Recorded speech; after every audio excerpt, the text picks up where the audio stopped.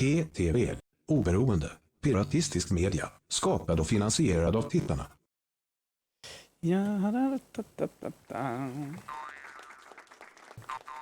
Sweet. Ba, ba, ba, ba, ba, ba. Så ja.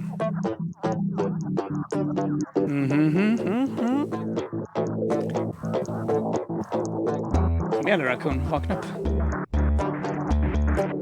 PTV av statarjävlar för statarjävlar.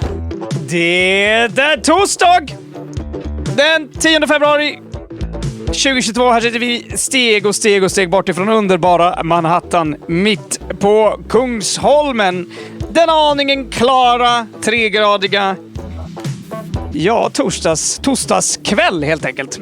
Idag, kära vänner, så vill i alla fall våra medier att vi ska prata om bland annat de här grejerna.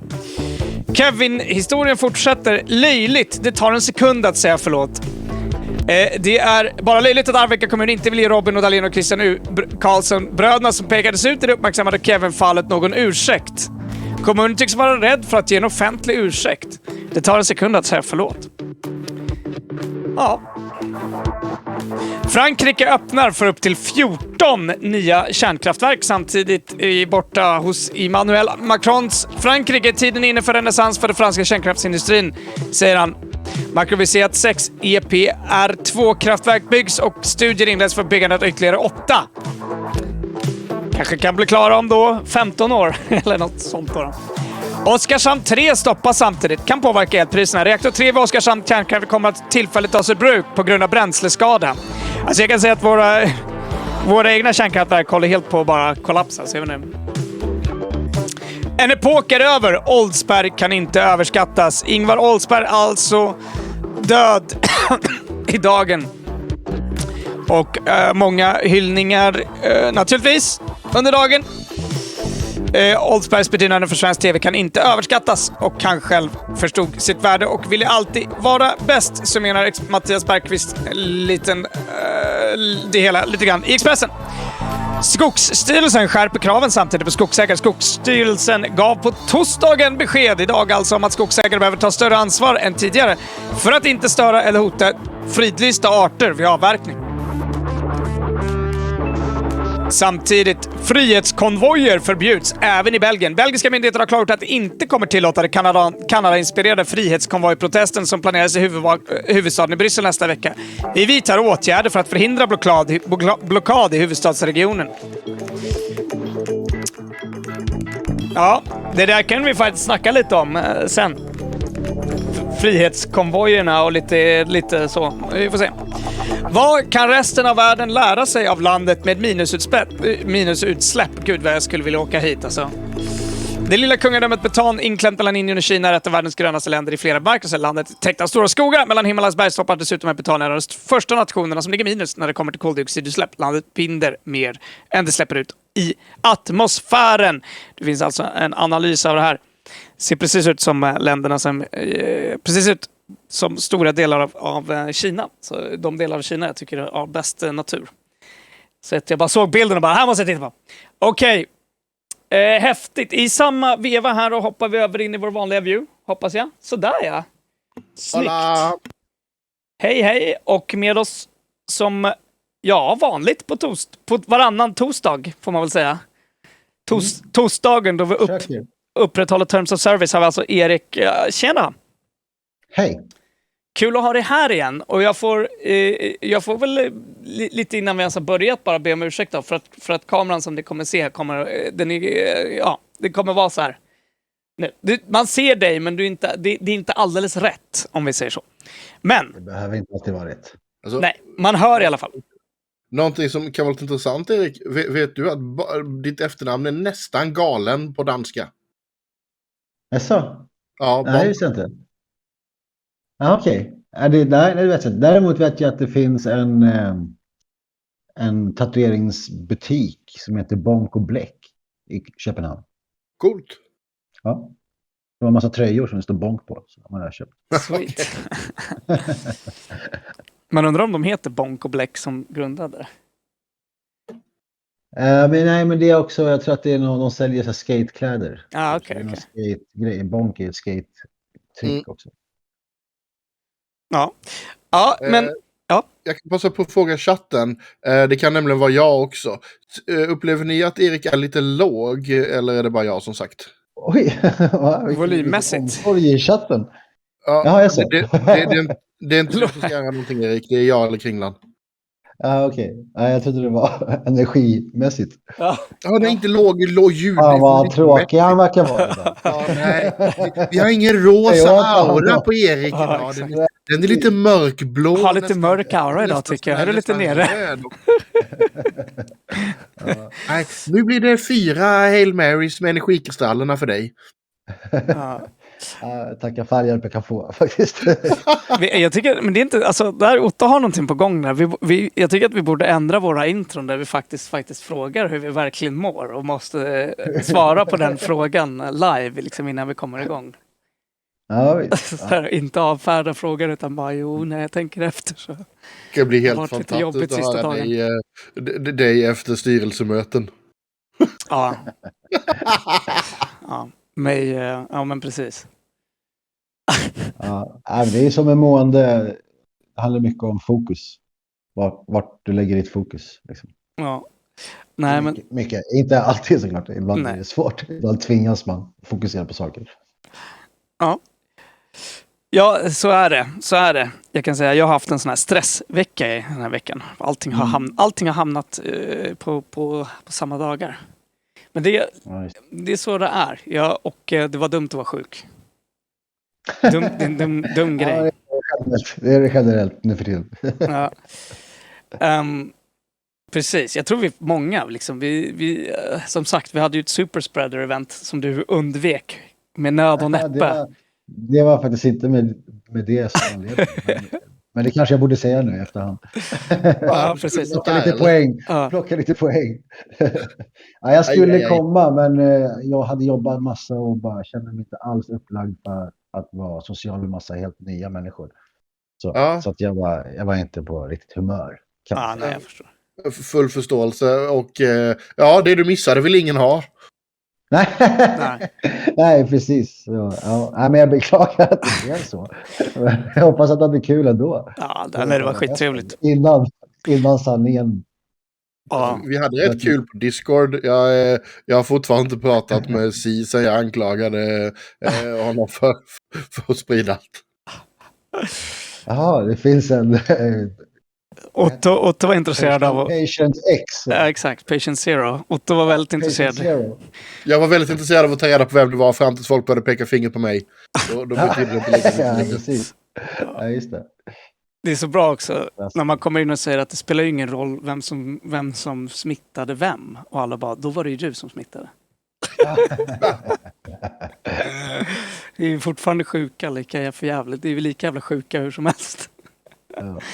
Ja, nej gud. Nej, men det var ju lite typiskt. Speciellt också, det är lite kul. Man tänker att vi borde läcka den här nyheten till Samnytt. Så här, vaccinälskare har vänsterprofiler, har hemlig fest. Alla blir covid-sjuka.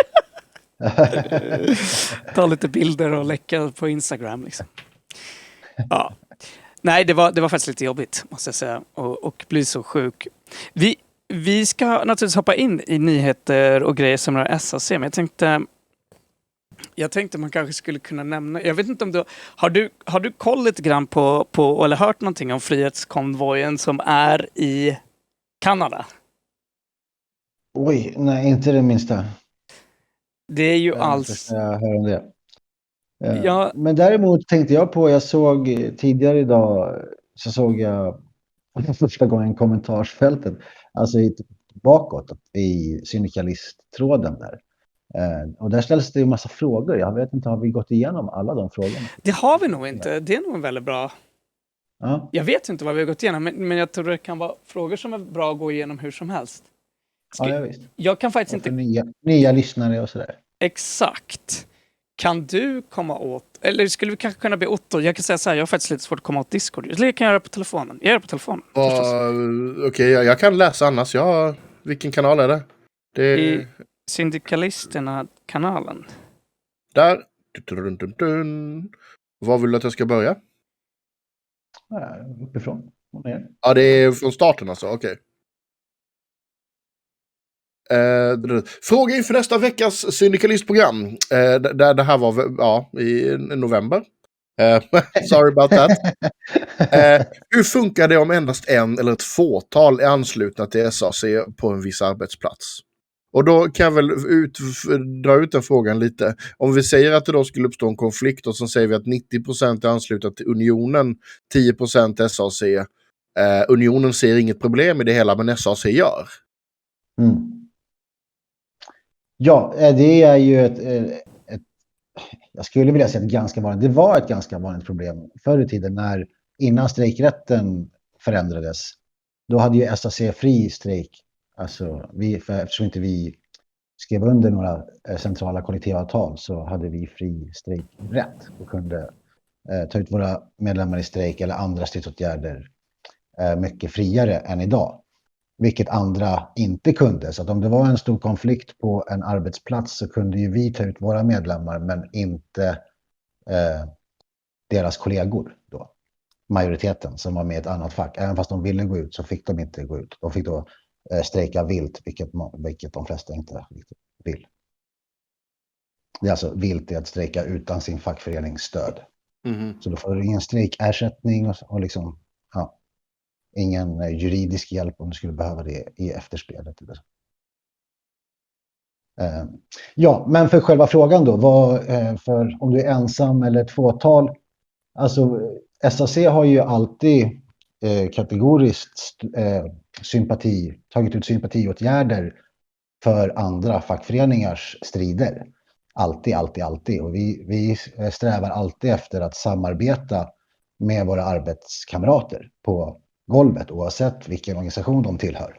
Så det är det som är det intressanta för oss. Hur våra medlemmar beter sig mot sina kollegor. Och liksom hur du som ensam medlem så får du ju verktyg i form av utbildningar och material och så för att kunna bli en arbetsplatsorganisatör. Som är ett hantverk som mycket annat som går att lära sig liksom med övning. Ett tankesätt, olika saker och uppmärksamma och lära sig om arbete och social samvaro.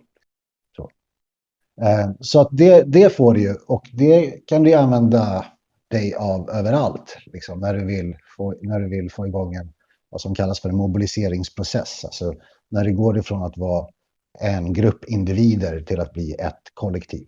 Liksom, så. Den processen. Liksom. Vi fick en fråga från chatten där samtidigt. Har Vänsterpartiets nuvarande momentum märkts av något i SAC? Nej, eller det har jag ingen aning om. Jag tror vi är ju inte jättekopplade alls till Vänsterpartiet. Så. Liksom, vi har ju alltså både Vänsterpartiet och Socialdemokraterna, alla de här olika liksom, föreningarna grundar ju sig i socialismen, i drömmen om det klasslösa samhället, eller insikten om att vi har ett samhälle där två klasser tävlar om frukterna istället för att ha ett samhälle med en klass som delar på frukterna. Så, det är ju då nedkokat vad socialismen handlar om. Och då finns det olika föreningar som har tänkt att det här uppfyller vi bäst på det här sättet. Vi bildar ett parti, eller vi bildar en fackförening, eller vi bildar en väpnad grupp och så vidare.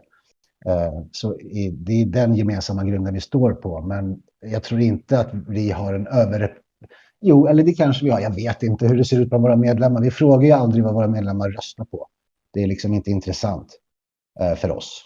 Det intressanta är att de liksom godtar vår principförklaring, inte är chefer och vill arbeta med sina kollegor för att förändra sin verklighet. Så att det är en svår fråga. Men däremot att liksom märks det att vi är i någon form av era av paradigmskifte eller liksom motreaktion till liksom en neoliberal hegemoni som har liksom pågått sedan slutet av 90-talet i princip. Med liksom centrala världsbanker eller vad säger jag, privata centralbanker och så vidare. Och det här, nu är vi ju i en motreaktion mot det som kommer av necessitet. Liksom att det blir värre och värre för fler och fler. Kanske inte rent materiellt, men i vad du har rätt att besluta om i ditt eget liv. Liksom. Så. Och vad pengarna räcker till. Liksom. Det är inflationen och vad vi får i lön har inte alls gått hand i hand. Liksom. Så att särskilt inte i storstadsregionerna. Där får det ju bara mindre och mindre för pengarna för varje år. Liksom. Ja, så vad jag försöker säga, sorry, svävar lite här i svaren. Men vad jag försöker säga är att det märker vi av, att vi är inne i en motreaktion mot det här och att folk får det värre på jobbet och därför får en större behov att organisera sig. Fler som kommer över som är missnöjda med sina fack på grund av LAS och strejkrätten och sådana saker, och kanske primärt på grund av att de upplever att de inte får någon hjälp, att det är svårt att få tag på ombud och sådana saker. Så det märker vi. Nej, men jag tycker att det är spännande. Jag tycker också det är spännande att liksom höra den. Och för vi pratade lite om den tidigare. Liksom. Jag menar, att vara väldigt tydlig med att man håller på med liksom praxis. Att det handlar om att faktiskt göra någonting nu. Det behöver inte betyda att man inte i någon annat sammanhang är engagerad politiskt. Men jag tror att det är så extremt viktigt. Och det här är ju liksom nästan motsatsen till andra fackföreningar på ett sätt. Alltså. Att de blir ett verktyg för politik också.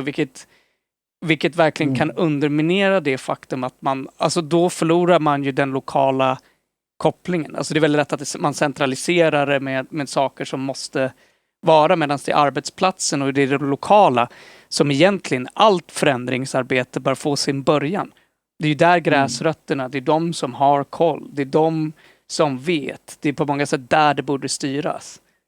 Ja, och där är ju då liksom den syndikalistiska tanken är att majoritetsmakt inte bara det mest rättvisa utan det är också det starkaste. Ingen minoritet kan stå emot en enad majoritet. Så. Och för att uppnå en så stor makt som möjligt, en så stor enad majoritet som möjligt, så försöker vi mötas på så liksom minsta gemensamma nämnare, liksom, vilket är våra ekonomiska och materiella omständigheter. Så vi är en klassorganisation för folk som inte äger någonting annat än sin tid och sin kunskap och säljer den till någon som äger saker som företag och allt vad det innebär att äga företagsmaskiner och produktionsmedel som det heter liksom, in the lingo. Så att är du en sån person som behöver sälja din arbetskraft, då har du gemensamt med mig som också behöver sälja min arbetskraft att jag vill få så mycket betalt som möjligt för det, för så lite jobb som möjligt, så liten ansträngning som möjligt. Och jag vill ha raster, jag vill inte behöva jobba ihjäl mig, jag vill kunna liksom spara pengar också, inte bara överleva på mitt jobb utan kanske planera för framtiden och liksom uppfylla drömmar, sådana saker. Och det har jag gemensamt med andra i samma situation, och då är det som är premissen för medlemskap i våran förening. Medan ett parti, där är ett partiprogram som i mångt och mycket är ett åsiktsprogram. Så här tycker vi. Det här tycker vi att vi ska göra. Vi tycker det här om barnomsorgen. Vi tycker det här om skolväsendet. Vi tycker så här om den nationella budgeten och så. Och om du tycker som oss, då kan du vara med i den här klubben. Då kan du vara med i den här föreningen. Så det är en åsiktsförening baserat på åsikter.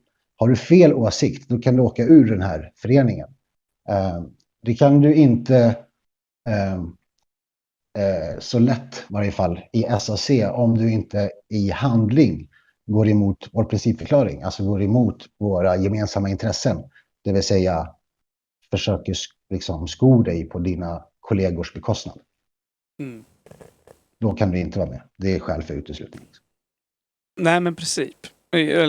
Och det är bra att höra det där. Jag tror att det är viktigt. Och sen, det finns ju...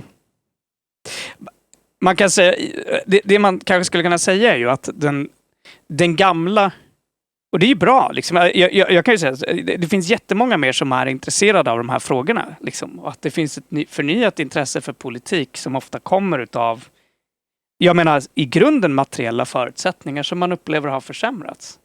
Alltså man kan inte köpa man kan ju inte leva. Många människor kan inte leva det livet som sina föräldrar levde, inte ens i närheten. Att skaffa familj och så är långt borta för väldigt många. Det finns ingen möjlighet. Ja, bara att spara ihop till kunna köpa ett eget hem är ju omöjligt idag. Det går ju inte. Utan du får låna dig du får leva med skulder eller utan hem. Exakt. När vi lever i ett jätteskuldsamhälle och vi hade en jättelång diskussion om det. Och det får ju att många att vara intresserade av det här gamla. Men det gör ju också att en del gamla... Vi bostäderna tillsammans. Nu äger banken alla bostäder istället. Exakt. Folk tycker att det är frihet. Men det gör ju att väldigt många blir intresserade. Och där tycker jag det är så spännande. Vi pratade igår precis också om det där som vi pratat många gånger om naturligtvis. Alltså också lite vad menar man med arbetare egentligen idag? Hur kan man tänka om det? Därför att det finns så många som arbetar som är en gig-ekonomi eller som jag tror att vi kommer komma in lite på det, eller som även om de inte jobbar för något stort gigföretag i praktiken, alltså även om de har sitt eget, liksom jobbar enmansaktigt, jobbar som modern statare liksom. Och många av dem har ju inte ens förståelsen för i vilken utsatt situation de faktiskt befinner sig förrän det blir väldigt utsatt. Och vi har ju liksom nästan 1 miljon människor som inte har något arbete alls. Och hur man du vet, hur man tänker och funderar kring de där sakerna, hur det liksom har förändrats. Men det har också lyft någonting som du kanske kan kommentera lite på, som är just den gamla, ska vi säga, det har ju också visat på lite grann i många diskurser också, den gamla sprickan kan man väl säga från första internationalen egentligen. Skillnaden som faktiskt finns mellan anarkister och frihetliga socialister och mer auktoritära socialister och mer att all makt ska finnas centrerad i staten. Den är ju fortfarande väldigt påtaglig. Liksom.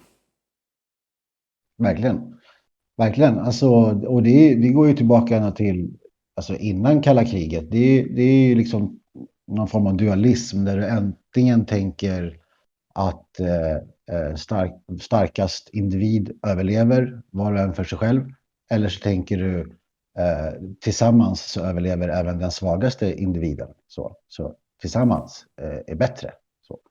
Det är någon form av maktkamp däremellan från way back när vi trodde att den här lilla ön vi bodde på var hela världen och det gick att erövra den liksom, tills att vi inser att den här lilla gruskornet i universumet vi är på, det är världen liksom. Så. Så perspektiven har ju förändrats, insikten har förändrats, allt med alltså vad som har hänt de senaste, bara under min tid på planeten är ju helt bananas, alltså när det kommer till ja men alltså internet fanns inte när jag var liten, bara en sån sak. Alltså vad det är för värld vi lever i nu och snabbt det går med idéer och att dela med sig och reaktioner och motreaktioner, alltså det är fruktansvärt häftigt just nu, tycker jag. Att vara vid liv. Ja, nej men det är det verkligen. Försöka vara en del av en... Det är därför varför jag gör det är ju, alltså jag tror att den här egoismen, jag tror att människans evolution kommer leda oss alla att inse att bästa strategin för egen överlevnad är gruppens överlevnad, liksom, är fredliga omständigheter runt omkring mig. Och det kan bara uppnås genom att själv vara sån. Liksom. Det där tror jag kommer liksom komma mer och mer, den insikten. Den här lokalinsikten fast på ett globalt plan. När vi liksom alla inser att så här, shit, den här lilla globen är ett lokalsamhälle vi måste ta hand om. Liksom. Vi kan inte hålla på att ha grannfejder på den här lilla stenen. Liksom. Vi får ju skärpa oss. Typ.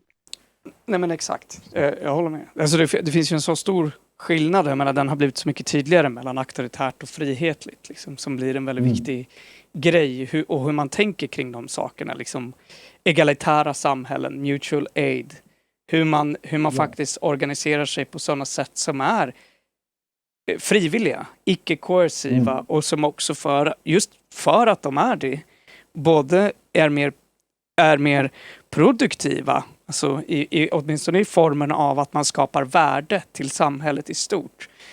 Medan mycket av den nyliberalismen som vi lever under, jag menar, vi satt och pratade om Boeing igår och många bolag, alltså att den här finansialiseringen förstör inte bara planeten utan förstör, som vi har pratat om många gånger också, att du förstör människor.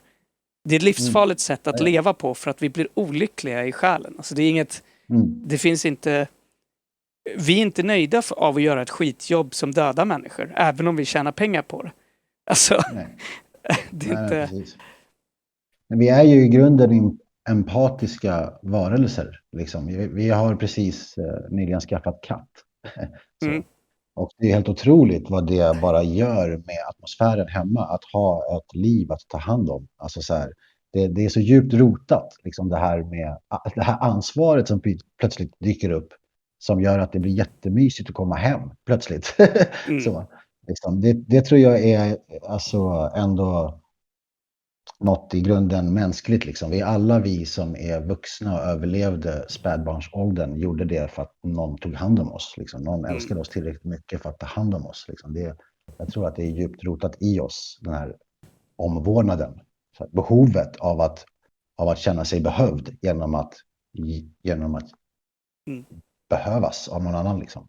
Nej, men liksom, idag lever vi på många sätt i ett samhälle som premierar oss att gå precis emot den instinkten. Alltså egentligen, det spelar ingen roll hur mycket pengar vi har. Det är inte det som är det viktiga. Vi vill ju kunna leva, göra saker vi tycker är kul med människor vi bryr oss om. Det är i de tillfällena som vi känner oss lyckliga. Liksom. Att vi faktiskt betyder någonting för andra och att vi lever liv där vi liksom inte stressar ihjäl oss och framförallt inte stressar ihjäl oss för att vi ska sätta dit andra människor. Liksom, stressar ihjäl oss för att stressa andra människor. Det är liksom inget rimligt sätt att leva på. Men jag håller med.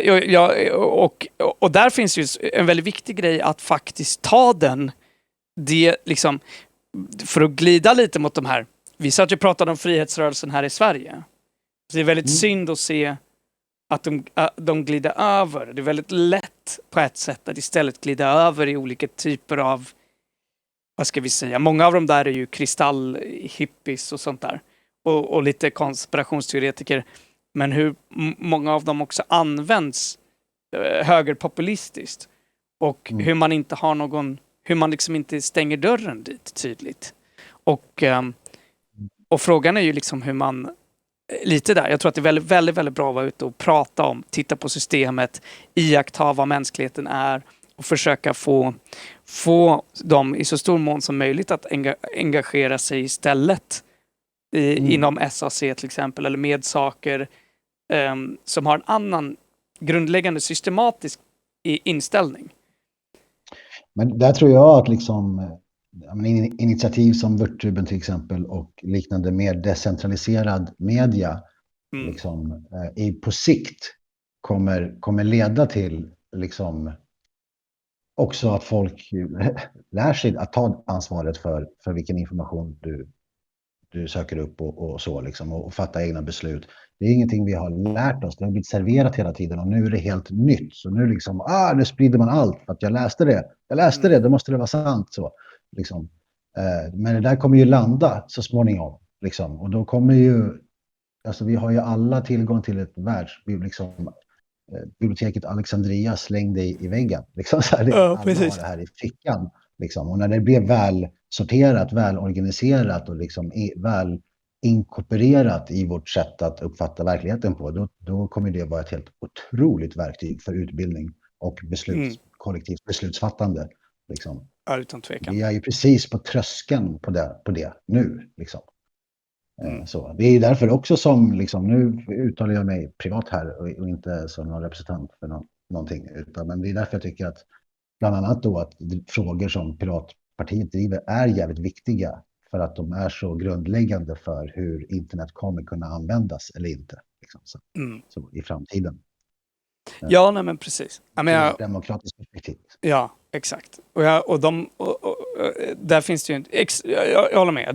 Det finns ett problem i stora delar av... Alltså det har alltid varit ett problem att politiken laggar alldeles för långt efter i de här frågorna. Där man... inte bara det, inte politiken. Alltså, informationen går så jävla snabbt nu. Alltså, jag har ju en av mina bästa vänner som har utbildat sig själv till CNC-operatör på tutorials. Liksom. På några månader för att han var jätteintresserad av det och gjorde det. Och nu jobbar han med det och är liksom framgångsrik. Så.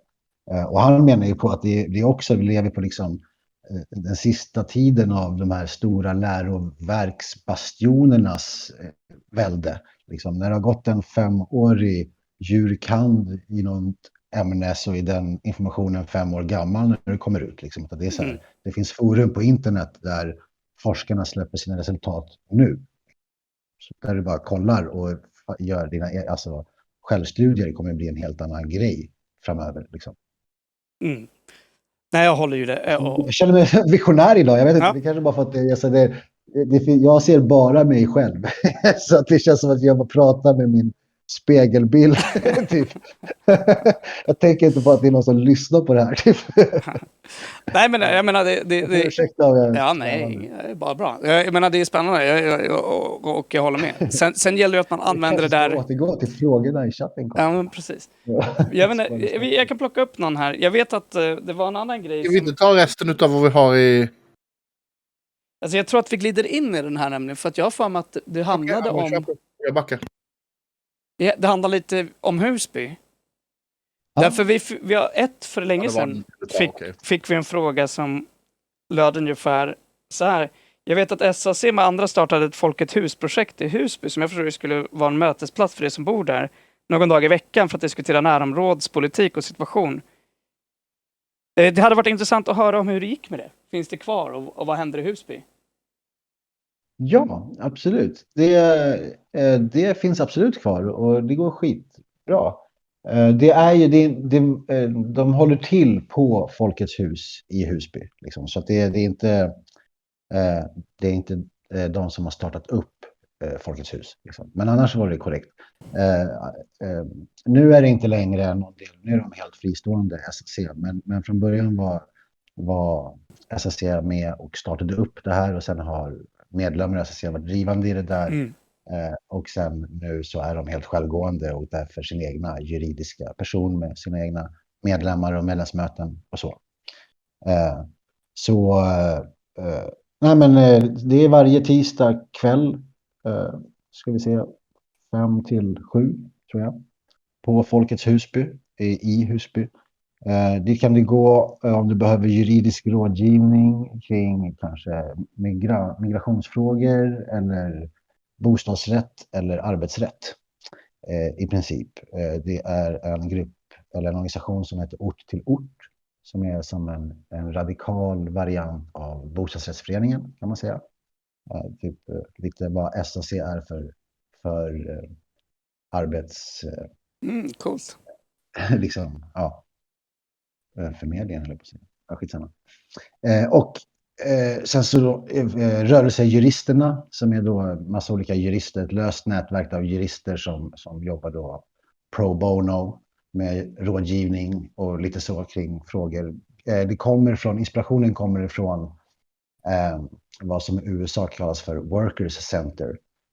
Där de liksom försöker ta ett helhetsgrepp på vad en arbetare är. En arbetare är ju inte bara en människa som säljer sin arbetskraft. Det är en människa. Liksom så det är massa som tillkommer. Vi är föräldrar, vi är barn, vi är liksom massa fler behov. Vi kan vara immigranter, vi är hyresgäster och så vidare. Och att de här kamperna måste liksom förenas. Att klasskampen är inte bara på arbetsplatsen. Liksom, även fast det är där frontlinjen är. Liksom. Det är där mervärdet skapas, men så är det ju också en hel värld av klasskamp där utanför arbetsplatsen också som måste inkorporeras. Liksom. Så det är ju det. Husby sociala center är ju ett försök att svara mot de behoven som finns i Husby. Liksom. Och då kokades det ner till de här 3, liksom, mest beroende på att det var de 3 mest, liksom, vad ska man säga, centrala, och för att det var där vi också hade folk som kunde bistå med någon form av verksamhet. Nej, men det är ju jättehäftigt. Det är de som är initiativtagare till den här Rädda LAS-kampanjen med protestdag 19 mars. Right. Så den tuffar ju också på och växer på. Det finns en protestlista som ska lämnas över till regeringen i protest mot lagändringarna då i anställningsskyddet. Så. Häftigt. Ja. Ja, men snyggt. Alltså jag tror att exakt, alltså och det här är ju liksom den typen av grej som verkligen behövs i förlängningen av SAC. Så om man går tillbaka och tittar på liksom, du vet, när LO höll på med den typen av utbildningar, alltså facken, de gamla facken, alltså med studiecirklar och du vet, hela den grejen. Att man måste jobba aktivt för, även om det här inte ingår, det här ingår ju inte i vad vi i SAC gör, kanske man säger, liksom, du förstår vad jag menar. Men då ser man till verkligen att hjälpa och bygga den typen av organisationer som kan vara den bredare, alltså för att få den rundgången. För att när föreningslivet blir starkt så är ju det liksom ett sätt att få det blir ju oerhört starkt. Alltså det är ju ett sätt att växa gräsrötterna igen. Alltså så gräsrötterna. Precis, och det är därför också som SAC pratar om dubbel organiseringsstruktur. Att vi har både då branschvis då, alltså ute på arbetsplatser, en rent facklig struktur, och sen så också då en geografisk som är mycket mer då tänkt i ett framtida samhälle att ta mer om det civilsamhället liksom, och föreningslivet mer. Så att inom våra LS finns det ju stora möjligheter att driva kommittéer av alla möjliga slag, så länge du har liksom, inte gör det i strid med principförklaringen och stadgar. Ja, men det är skitbra att veta. Och det är häftigt att se. Alltså. Vi får se till så vi tar PTV ut på lite intervjuer förr eller senare. Ja, välkomna. Men ja, det var en liten... Det finns ju en podd, jag tror jag skickar den till dig. Gigwatch har en poddradio där de intervjuade två stycken från Husby arbetarcentrum. Exakt. Hur de jobbar, och så, de är ju ingen fackförening, så de jobbar på utanför. De jobbar i gråzonerna mellan arbetsrättsliga lagar. Och så, väldigt framgångsrikt. Så det är spännande. Det som är väldigt, alltså framförallt att det har gått så himla bra. Alltså det här, de är väl inne på sitt andra år nu snart. Eller snart sitt tredje, men andra år. Och jag var ju med i grundandet av det här, och då var ju SACs tanke att på sikt, liksom, på några år, så kanske det kan dyka upp bra organiseringstillfällen. Liksom. Men att det här är en liksom långsiktig, malande och liksom lokal organisering. Det tar tid liksom, så, att göra från scratch. Så. Men det har bara på liksom gått. Hela Zalando-arbetarsektionen kommer från Husby, liksom från Husbymöten och så. Alltså det började med att 4 kom dit, och sen så hjälpte vi dem, och liksom, så växte det väldigt snabbt till. Ja, men det är jätteviktigt. Jag menar, det är ju den där... Vi har ju en... Som du ofta lyfter, en stor del av arbetarklassen som inte är organiserade, men som också inte vet sin rätt. Eller som, och det finns så mycket man kan göra som är så litet, och bara för att träffas. Alltså bara det, att få träffas och prata om vad man upplever är en väldigt, väldigt, väldigt viktig grej. För man uppfattar kanske inte själv hur sjukt någonting är. Eller att det faktiskt är fel. Eller liksom, det finns så många olika sådana grejer, som bara värdet i att... Eller att det faktiskt finns någon som har fattat det här beslutet som gör att det är så här. Så det finns också någon som kan fatta ett nytt beslut så att det inte är så här. Det är ju också det är ju den här uppgivenheten, apatin liksom ute på arbetsplatser. Folk tänker att men det bara är så. Så här är det. Är det för jävligt? Ja, men så här är det. Men det är ju så för att någon har fattat ett beslut någonstans. Det gäller att ta reda på vem det är och sen ta reda på vad behövs för att få den personen att ändra sitt beslut. Det är det som facklig kamp går ut på. Liksom. Och beroende på beslut och beroende på hur högt den här personen sitter, desto större majoritetsmakt måste du få till. Liksom. Ibland räcker det med att 2, 3, 4 kollegor går och pratar med en förman på golvet och så är problemet löst. Så. Precis. Ja, nej men häftigt. Kul att det funkar. Och sen också, alltså som sagt, det är ju när det väl fungerar så är det ju ett motgift mot så många olika saker. Alltså, när man fokuserar på de materiella förutsättningarna på arbetsplatsen och det kreativa jobbet man kan göra med varandra. Alltså just att träffa varandra, mutual aid överlag. Liksom, att försöka faktiskt ge hjälp till varandra i föreningsliv. Så är det så många andra fördomar som släpper. Liksom. Och man inser hur mycket man har gemensamt med andra personer som man kanske inte förstod att man har det med. Verkligen. Och en annan liksom, stor fördel med systematisk arbetsplatsorganisering och liksom en stor grund också i det syndikalistiska liksom, synsättet är ju att kampen utgår från arbetet. Det är på arbetsplatsen vi måste vara. Så då är det där vi lägger ner vår tid på att kämpa emot. Vår fritid är helig. Liksom. Det är sanning med modifikation.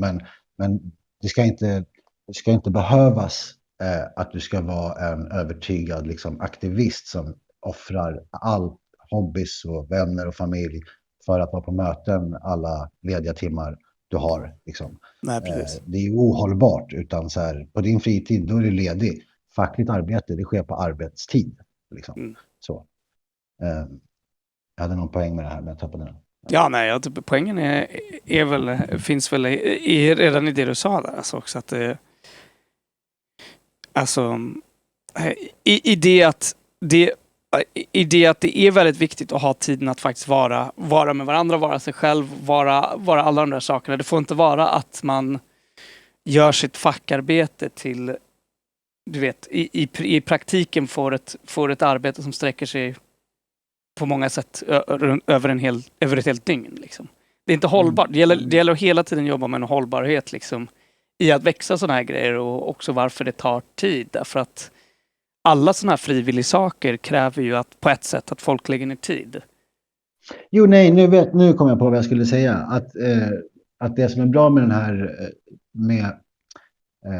med den grundtanken och med systematisk arbetsplatsorganisering är ju att om du är en människa som känner dig frustrerad över att tvingas att vara en del av problemet liksom, och söker vägar för att försöka känna att du bidrar till att försöka hitta en lösning. Så att istället för att lägga massa fritid på att hitta rätt typ av åsiktsförening så kan du göra det på arbetstid i en klasskampsförening. Där du får lära dig hur du ska tänka på jobbet.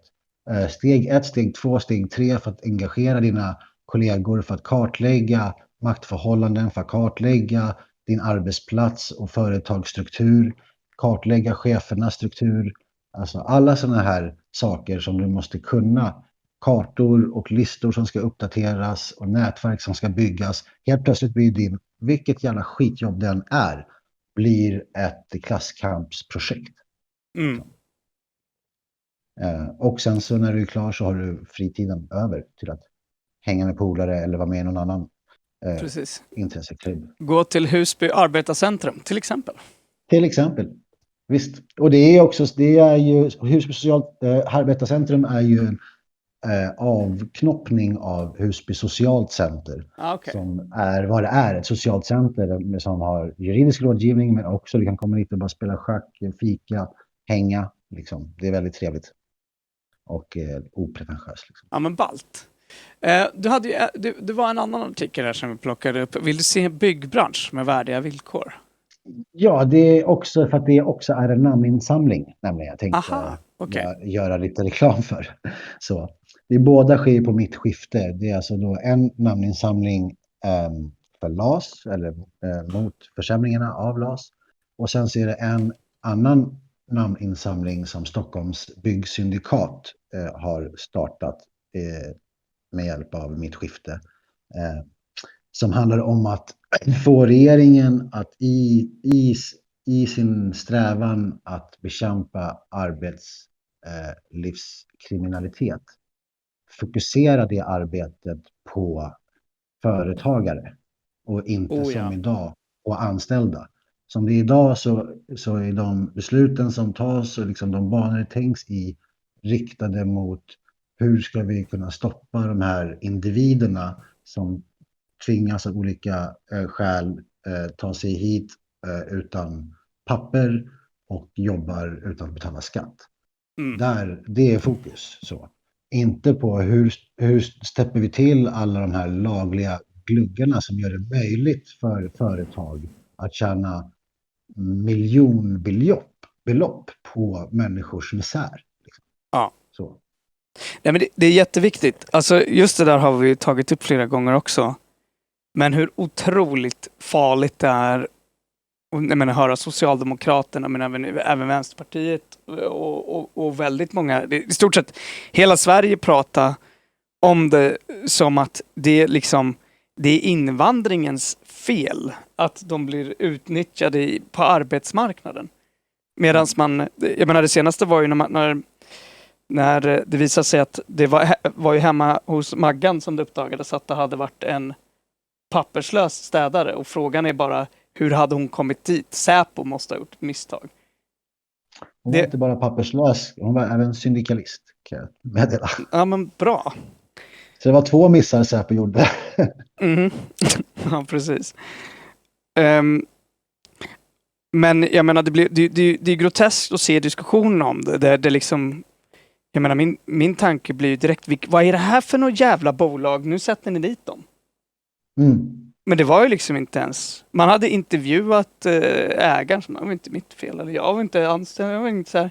Men man har inte sagt vilket bolag det är. Man liksom doxar nästan allting men inte bolaget. Ja, nej, vad är det de har sagt att nej, men hon jobbar inte där, hon bara satt i bilen när polisen kom. Ja, just det. Vi vet inte varför hon satt i bilen. Jag vet inte riktigt vem hon är, men hon satt i vår bil när ni kom. Det är konstigt. Ja, det är otroligt. Det är otroligt och det är också sorgligt att reaktionen är så. Där skulle ägarna till bolaget bara låsas in. Men ja, det kanske bara jag. Alltså det är helt otroligt. Vi satt ju och följer Arbetsförmedlingen där det ju också är så att bolag, trots att det alltså har gjort, jag vet inte hur många utredningar det har gjorts nu, är det där sedan 2007. Jag tror att det har gjort åtminstone 4 utredningar som alla kommit fram till. Alltså för det är nämligen så här, man började med bidragsfusklagar, alltså skärpta bidragsfusklagar började, det var nästan det första som Moderaterna gjorde. Det var bara det att man inkluderade inte... Samtidigt som man tog in RUT och ROT så att så här... Exakt. Så att folk ska kunna få bidrag för att renovera sitt kök. Exakt, men det är inte bidrag. Det är ju skatteavdrag. Ja, just det.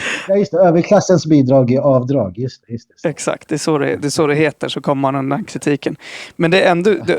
Det som man inte gjorde var... Eller man skärpte dem där, men man såg till så att det inte finns... Jag tror till och med man tog bort möjligheten att döma bolag till bidragsfusk.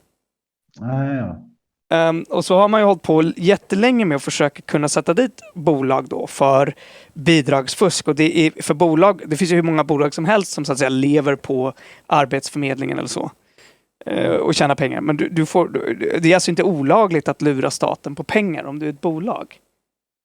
Nej, alltså hela skolväsendet och stora delar av sjukvården är ju precis det. Liksom. Ja, det är lite på tal om det där är helt sjukt hur det liksom hur det trots hur många utredningar som nu har kommit om det här nämns väldigt sällan. Alltså det pratas väldigt sällan om det. Alltså att det är ett faktum. Det är lite som den här grejen, man blir ju chockerad. Alltså det stora här är ju att vi har svenska bolag. I det här fallet ett bolag som alltså säljer städtjänster till våra högst uppsatta politiker. Som inte nog med att de inte ens har, alltså vi har ju pratat om det här, det visar sig att bolaget inte ens hade en var tecknat. Hade en jag har inte sett bolag, det var bara några dudes. ja, nej, det var ju ett bolag var, men de hade inget avtal. Vad heter det? LO med de har inget kollektivavtal. Ja, kollektivavtal. De hade inte ens det. Det togs ju upp. Men jag menar, kollektivavtalet spelar ingen roll i det här fallet. Med största... Nej, bara korkat av företag att inte ha det. Eftersom det är som att välja att du kan svanmärka din produkt. Men inte gör det. Varför inte? Det kommer sälja mer om du svanmärker det. Ja, du slipper den där frågan. Men de hade ju inte ens brytt sig om att göra det. Vilket är, alltså du vet, grejen är så här, det är så absurt. Och att diskussionen inte direkt handlar om det är... Jag förstår inte. Där hoppas jag verkligen att vi kan hjälpa till och komma ihåg det. Alltså det måste upp direkt liksom. Jag tycker ändå internet har börjat bli bättre. Du vet, när man läser om det på internet så är det många som undrar, vad fan, hur kan de göra så här, det här bolaget? Det, alltså, som Otto säger, de här människorna ska i fängelse. Alltså. Det här är ju grejer de sätter i system. Det är ju inte liksom... Ja. Det här är fruktansvärt, alltså utpressning. Om det är system, om det kommer fram att du är så jävla oansvarig med dina prylar att det helt plötsligt sitter en papperslös i en av dina bilar utanför statsministern. Det är bara du ska förklara det eller gå direkt i fängelse utan att passera punkt. Alltså det är som att säga, men jag har ett aktiebolag, jag behöver inte ha något ansvar överhuvudtaget så länge det inte är något jag kan peka till mitt försäkringsbolag om. Nej, precis. Och man bara liksom så här, allting är inte monetärt. Ibland handlar det om lite jävla heder och liksom... Det är bara en sån sak som att, jag kommer inte ihåg vad fan det var någonting som upprörde mig med någonting. Det var, men där, i det fallet i alla fall så var det en kille som hade landat mellan stolarna i ett byggbolag. Och då när de började gräva i det här så visade det sig att den som vann upphandlingen och ner till den som blev utsatt till att göra jobbet så var det 17 mellanhänder. Ja, just det. Jag fattar inte hur det är lagligt. Om du vinner en upphandling så har du tagit på dig att genomföra ett jobb eller säga nej, jag kan inte göra det. Att här ta in underleverantörer för att göra någonting du har lovat. Alltså fuck det!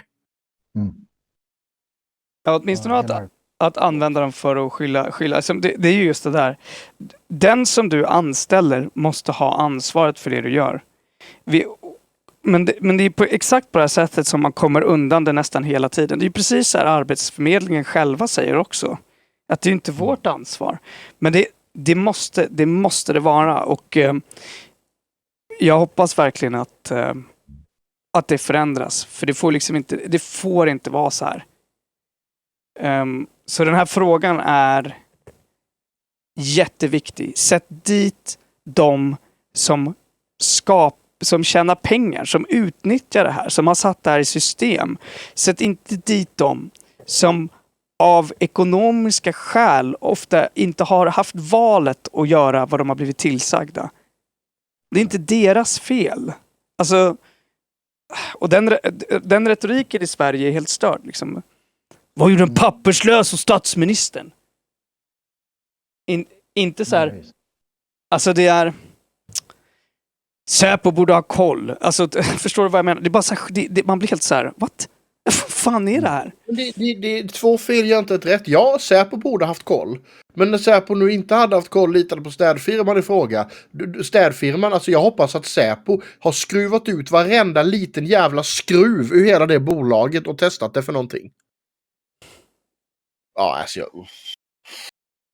nej, jag ska vara tyst igen. Ja, vi har kontrakt och vi följer att det följer, och vi förutsätter att de följer lagen. Alltså vi har ju spridit kontrakt, det är exakt så där man säger. När vi sitter och tittar på, när vi sitter och så här, vi satt och gick igenom lite grann om alla de lagbrott som Arbetsförmedlingen tillåter. Alltså det vill säga de ska säga upp kontrakt när till exempel om det inte finns en lärare på plats. Det står ju. Det är ju liksom allmänna upphandlingsavtal. Att bolagen som jobbar i deras tjänst också lider under öppenhetsprincipen. Det vill säga, när jag går till dem och kräver dokument, då kan inte de säga nej, det får du inte. Dokumenten om det här det ska de lämna ut. Men det skiter alla i. Ingen bryr sig. Det är ingen som följer lagen därför att det finns ingen konsekvens av att inte följa lagen. Och jag tror att det här var ju det som du var inne på också tidigare. Lite grann när vi klagade på Socialdemokraterna. För Socialdemokraterna har en retorik som är att polisen ska ut på arbetsplatserna och sätta dit folk som är papperslösa. Alltså att man ska ut på... Alltså att man ska ut på... Det var ju och när man pratar med socialdemokrater om det lite grann, då brukar de säga så ja, men det är ju för att de ska sätta dit bolagen. Man bara, men varför säger ni att de ska ut och liksom att de ska ut och se om det finns papperslösa där? Varför? Det känns inte som att det är inte riktigt den retoriken ni bygger här. Liksom. Ge mig ett exempel på ett bolag som har blivit straffat för att de har papperslösa arbetare. Jag har aldrig hört talas om det. Jo. Är det för sig på en straffad arbetsdomstol? Nej, det är möjligt. Men däremot så har ju vi haft med jättemånga att göra. Alltså, men där oftast är det ju fråga om löneskulder som betalas ut liksom, i någon form av förlikningsprocess. Liksom. Så då, det blir inte då, alltså det blir inga domstolshandlingar på det. Nej, men det är också som du som jag brukar prata om USA. Och det är att deras skadeståndsbelopp är fan det enda rimliga i det landet. Ja, just det. Ja, i vissa fall i alla fall. Men det är som, det är som du brukar säga också angående det där. Att vi har lagar redan. Det vore väldigt bra om de följdes liksom. Alltså på ett sätt blir det också ganska mycket signalpolitik när man säger, jag menar, det här håller ju högern på med hela tiden i den typen av populism liksom. Och vi måste kunna visitera misstänkta. Du kan visitera misstänkta. Vi måste utvisa brottslingar. Vi utvisar brottslingar till de länder vi kan utvisa brottslingar. Liksom så här. Men även där har ju liksom, tycker jag att man ser nu även från, liksom, det läggs fram förslag om lagar. Det finns lagar om det här. Det är inte lagarna i sig som är problemet här. Utan det är ju att de inte följs. Den mentaliteten liksom är ju också ett symptom på det här liksom, fan här ser jag ett problem. Det här borde någon annan lösa. Liksom. Här ser jag ett problem. Jag har en idé för hur någon annan kan lösa det här. Ja. Liksom. Vi har det är aldrig så här är ett problem. Hur är jag en del av det? Vad kan jag bidra med för att lösa det? Liksom? Utan det är så här alltid, nej men någon annan borde fixa det här. Liksom. Vi har en liten fråga från chatten här. Så det värsta man kan råka ut för som arbetsgivare när man nyttjar papperslösa är eventuellt bli tvungen att betala ut lön enligt avtal? Alltså, det är lite svårare fråga. Jag kan hjälpa dig lite. Men alltså, det värsta som kan hända, det kan ju hända en massa saker. Alltså, det finns ju andra organisationer som också är faktorer i det här skuggsamhället liksom, som också ser till att folk betalar det de ska. Som använder helt andra metoder liksom som så. Men så det kan gå riktigt illa beroende på vem du blåser. Det är alltid farligt att blåsa människor. Du vet aldrig om du blåser fel människa. Så. Och du vet aldrig vem den känner och vilka kontakter den har. Så. Men rent fackligt så är väl det värsta som kan hända är ju att det beror ju på vad som händer. Alltså om det bara handlar om att du har papperslösa så ja, då är det nog det värsta som kan hända att du får någon typ av... Alltså egentligen så är det värsta som kan hända alltid för ett företag, oavsett vad de håller på med, är att de måste köpa sig fria. Liksom. Och har de inte råd att köpa sig fria, då går de i konkurs. Det är väldigt sällan som någon människa inom ett företag, liksom, om det inte är enskilda firmor, men det handlar ju mest om skulder och sånt. Liksom. Det är sällan enskilda firmor har säkert många anställda och oftast är det då inom familjen och det är en helt annan struktur. Liksom. Så. Ja. Men om du har papperslösa svartarbetare som skottar tak och ramlar ner från taket för att de inte har någon skyddsutrustning och landar på någon viktig människa eller en svensk typ så att den dör. Då då tror jag att då jävlar händer grejer. För att papperslösa ramlar från tak, det händer varje vinter. Men det rapporteras inte som det, utan det rapporteras som andra typer av fallolyckor och så. Liksom. Ja, det är helt jävla sanslöst. Alltså jag säger ju bara det. Jag skulle vilja Men då, få in... för då ingår... Ja, förlåt. Ja. Nej, jag säger bara att jag skulle få in sådana saker som om du som arbetsgivare har haft en arbetsplats där det har befunnit sig illegal, alltså papperslös personal. Du ska ju få näringsförbud. Du är ju inte kompetent att bedriva ett företag. Sen skiter jag om det är byggarbetsplats med 200 pers där en visar sig ha fuskat sig till någonting. Det är din jävla skyldighet som arbetsgivare att ha koll på det här. Men det känns som att i Sverige har vi de senaste 10 åren pushat så jävla mycket för att alla ska ha eget företag och egenstarta för kurser och det är så jävla bra och man är så jävla fri och liknande. Men liksom hela konsekvens för att precis som vi säger här, vi har ju inga riktiga konsekvenser för de här lagarna, utan de lever fortfarande på den här gamla svenska principen om att man bryter inte mot lagen. Det är ohederligt liksom, man vill inte vara ohederlig. Folk skiter i det i dagsläget. Ja, nej. Jag är upprörd. Vi fick här från chatten, straffmässigt finns det en bestämmelse där arbetsgivaren som anställer papperslösa eller andra som inte har rätt att arbeta kan dömas för brott, men det är inte särskilt ofta som det sker. Nej. Jag tror att det finns... Och sen så finns det enligt arbetsmiljölagen, så du kan ju få vållande till annans död som arbetsgivare och så, men då ska det mycket till liksom.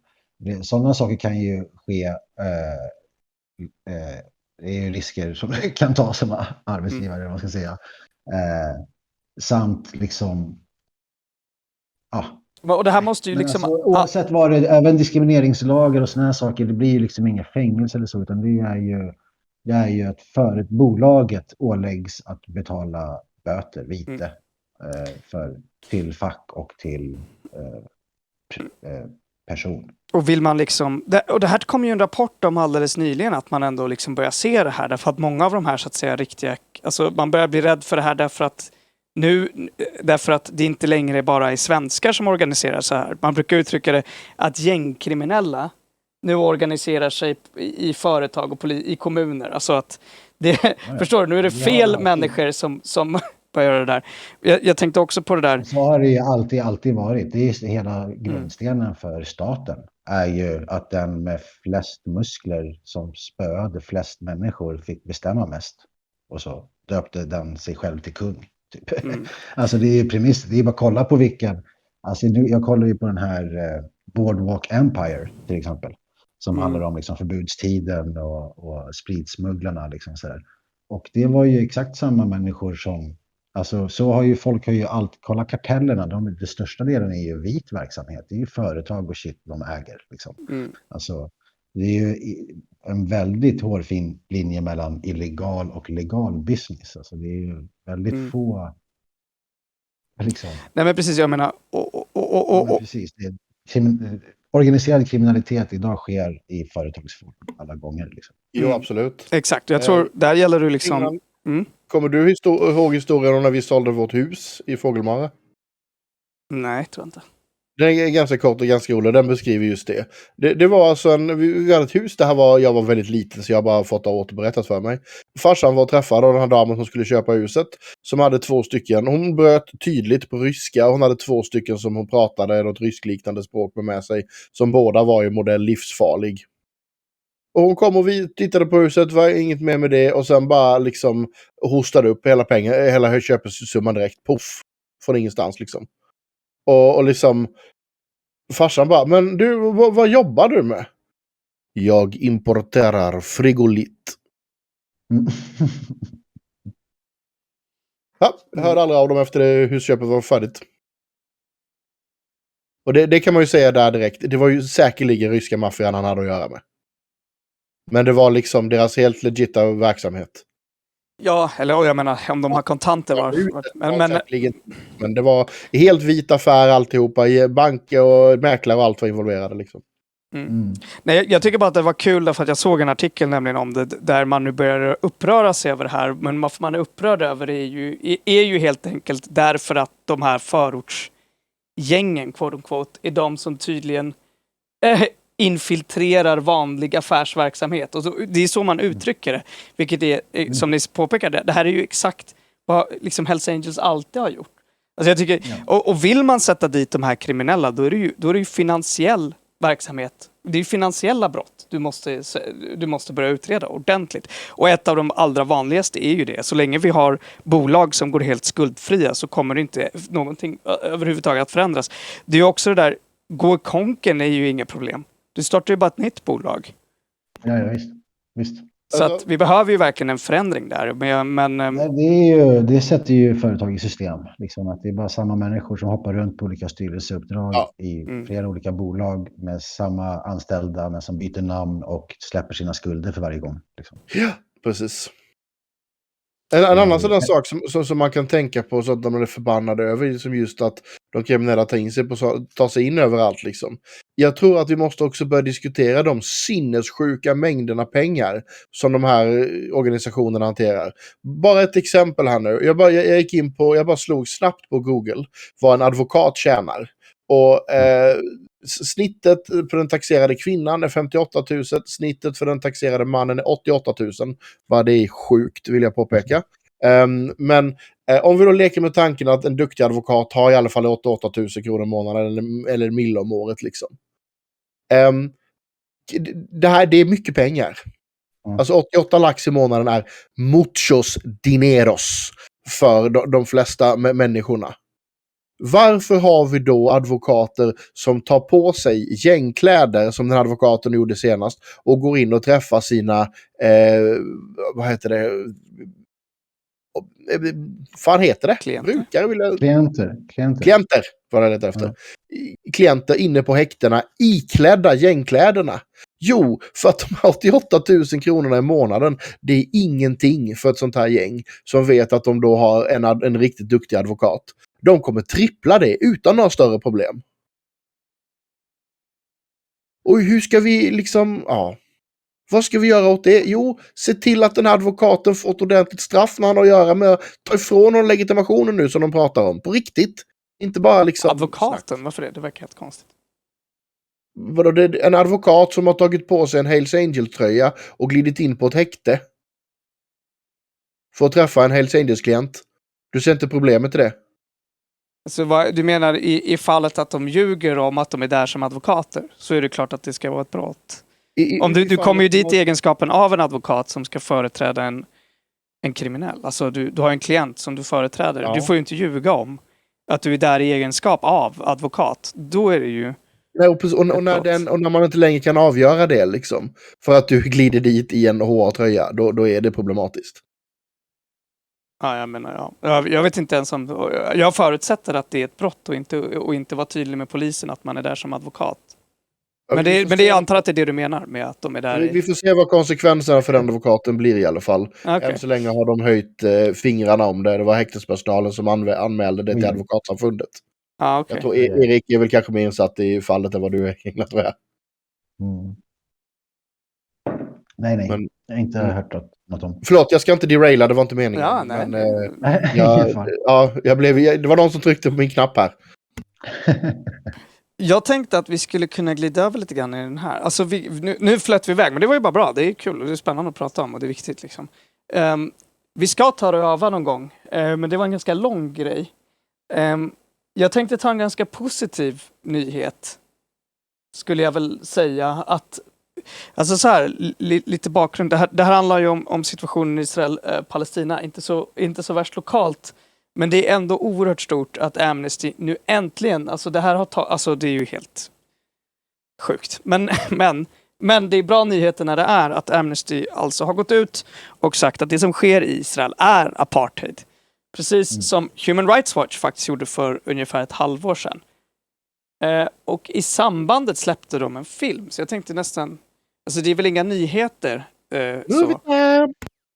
Men jag måste säga att jag tycker Amnesty gör det här jäkligt bra. Alltså just att de släpper en film om det som är ganska bra. Som summerar liksom situationen lite. Och när vi ändå kan påpeka och påminna om den här situationen och det inte handlar om att det har skickats iväg bomber, så tycker jag vi ska Medan du förbereder det så kan jag få säga, för att jag vet att när vi började där kring när de bjöd SAC så var jag ganska anti det från första början.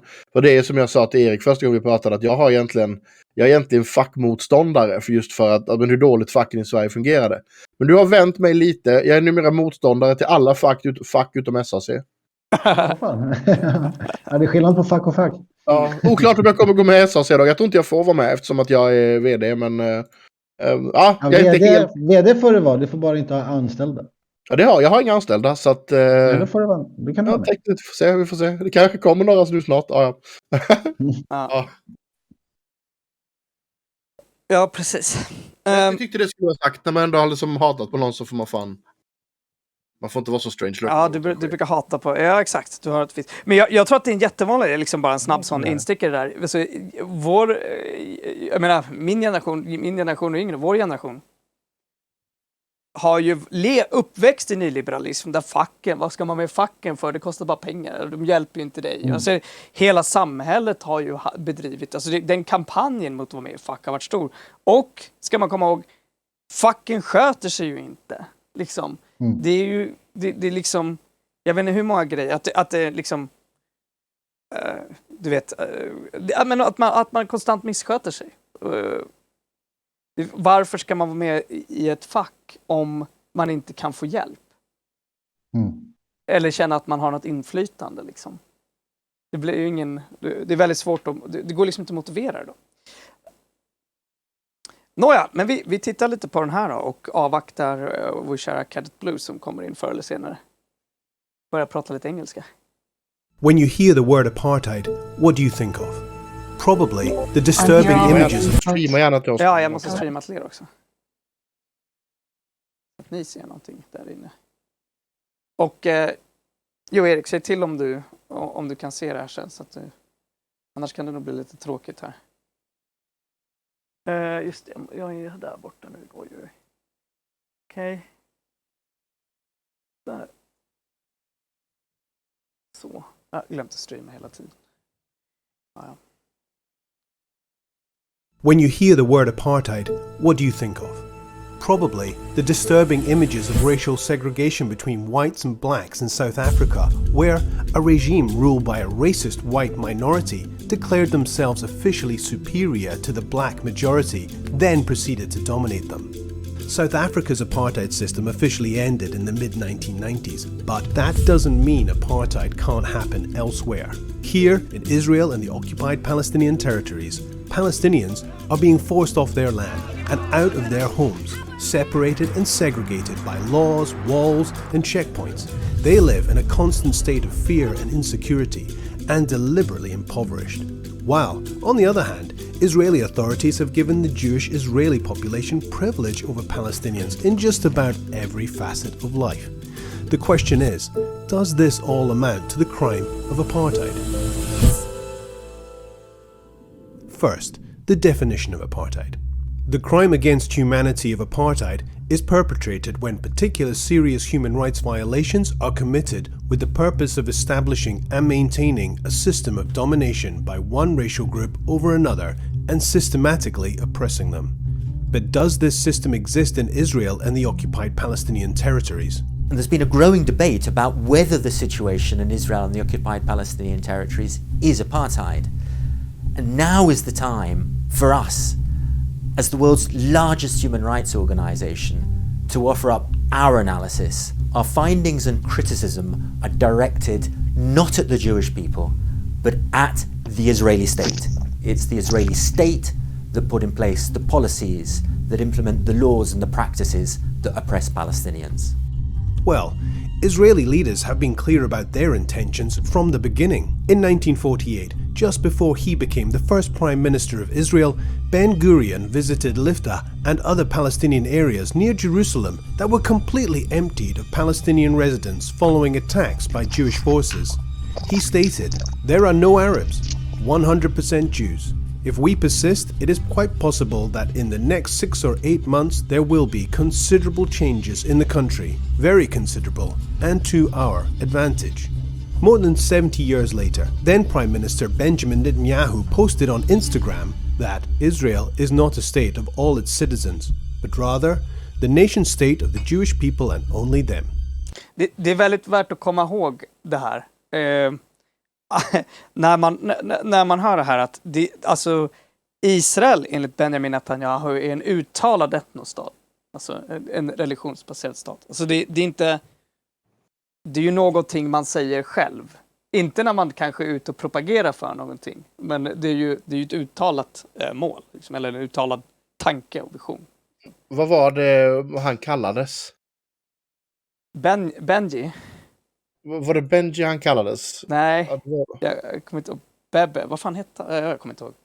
Ja, Benjamin Netanyahu hade ett smeknamn. Om någon i chatten vet, droppa det gärna. Bibi eller något sånt där var det väl? Ja, skitsamma. Ja, Bibi eller skitsamma. So, it's no surprise that Israel built a system of racially discriminatory laws, policies and practices that privilege only Jewish people. And Palestinians, well, Palestinians live there too. They were there before Israel was established. But, as we will explain, they've been trapped for decades in a system that treats them as a lesser, non-Jewish racial group.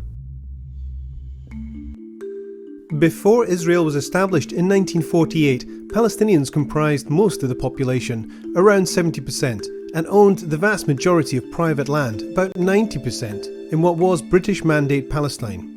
Jews, many of whom had emigrated from Europe, comprised around 30% of the population, and they and Jewish institutions owned about 6.5% of the land. The port of Haifa in Palestine lies shattered by bombs and strewn with dead.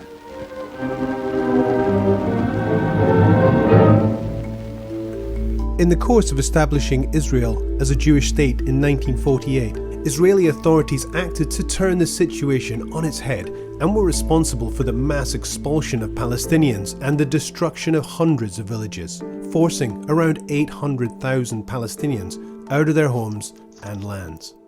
Thousands of Palestinians and Jews were killed in the context of attacks on civilians during this conflict. Today there are around 6 million Palestinian refugees who Israel denies the right to return to their homes.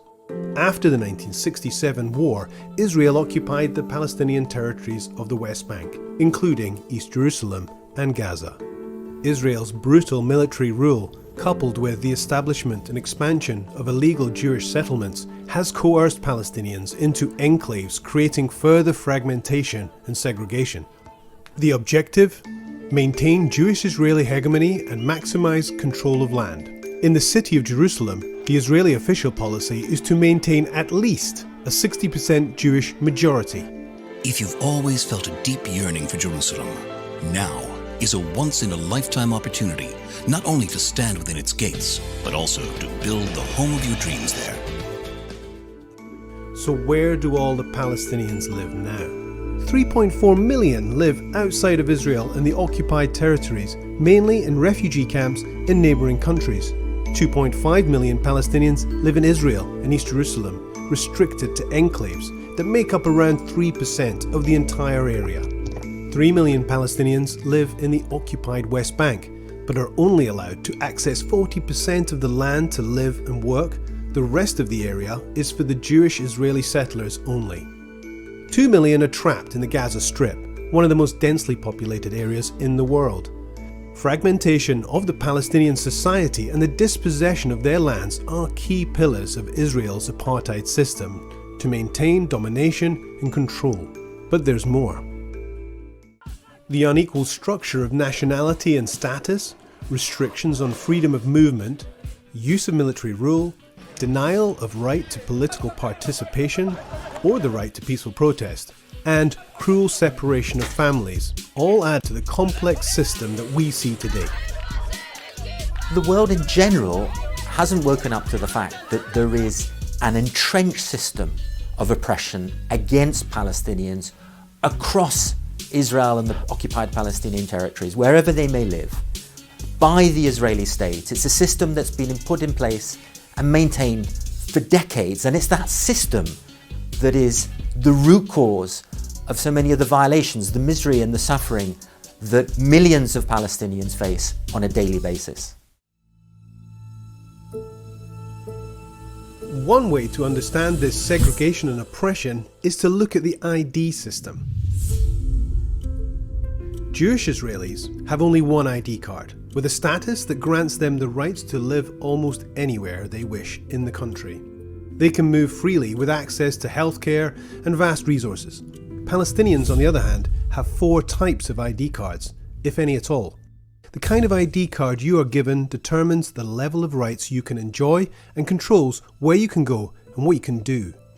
If you hold a green card, you are subject to military rule. And if you have a green card with a Gaza address, it means you're trapped in a 365km square open-air prison under Israeli military blockade in place since 2007. Israel controls what goes in and what goes out, from children's toys to medical supplies. 90% of the people have no access to safe drinking water, 47% are unemployed, 56% live in poverty.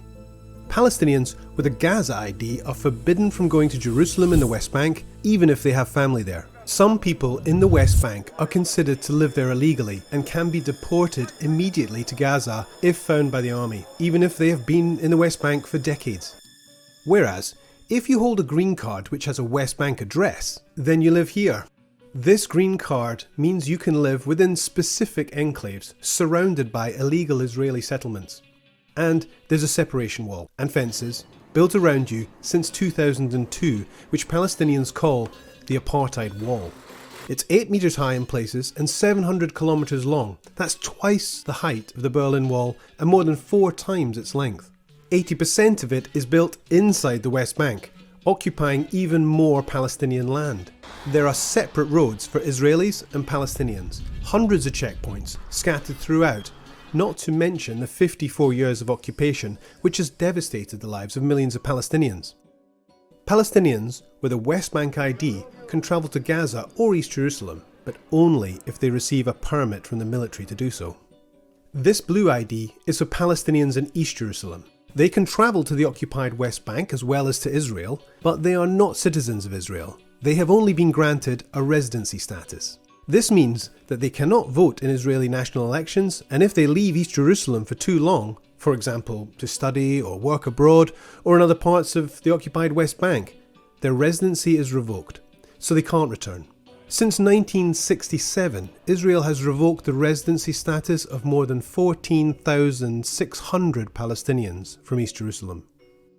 Finally, Palestinian citizens of Israel. They have been through it all. They are the group that remained in Israel despite the ethnic cleansing in 1948. They lived under Israeli military rule that applied only to them and not Jewish Israelis for 18 years between 1948 and 1966. They were made citizens but can never become nationals and enjoy equality unless they become Jewish, which the law prohibits. They are the only Palestinians who can run and vote in Israeli elections, and they can move relatively freely. But the inequality against them was never dismantled, and they face daily institutional discrimination, including as members of parliament. And if this complex ID system wasn't enough to segregate the Palestinian community, in 2002 Israel introduced a law that prohibits family unification. That's right, denying Palestinians the right to live with their loved ones if their ID cards are different. And this woman is one of thousands of Palestinians who Israel will not issue any ID card. She can't travel, can't hug her family, only see them meters away across the border. Putting down roots, the family home, these are crucial parts of what make a strong community. To make sure Palestinian communities can't develop any further, Israel has made it almost impossible to grant building permits for Palestinian homes. So, Palestinians live in a catch-22 situation. In order to have shelter or develop their communities, they must build without a permit. And if they do so, Israel can demolish the structures on the basis that it was built without a permit. Right now, there are over 150,000 Palestinians currently living under the constant threat of demolition and forced eviction, many of them for the second or third time. In the West Bank, an average of 18 Palestinian structures were demolished every week in 2020. The same year, Israel issued 1,094 building permits for Jewish applicants, and only one for a Palestinian. This goes back to the heart of the issue. To maintain the state's character as Jewish, Israel systematically disadvantages Palestinians while privileging Jewish Israelis. This racist privilege has been enshrined in laws, policies and practices, and it enables Palestinian resources to be taken in order to economically benefit Jewish Israeli citizens. The system of apartheid is the Israeli state's oppression and domination of Palestinians on a daily basis. It's the laws, the policies and the practices that it puts in place and then implements to control Palestinians' daily lives. And then there are the crimes of apartheid. The crimes of apartheid are those acts, those violations, those patterns of violations that Israel is committing to create and then maintain that system of apartheid.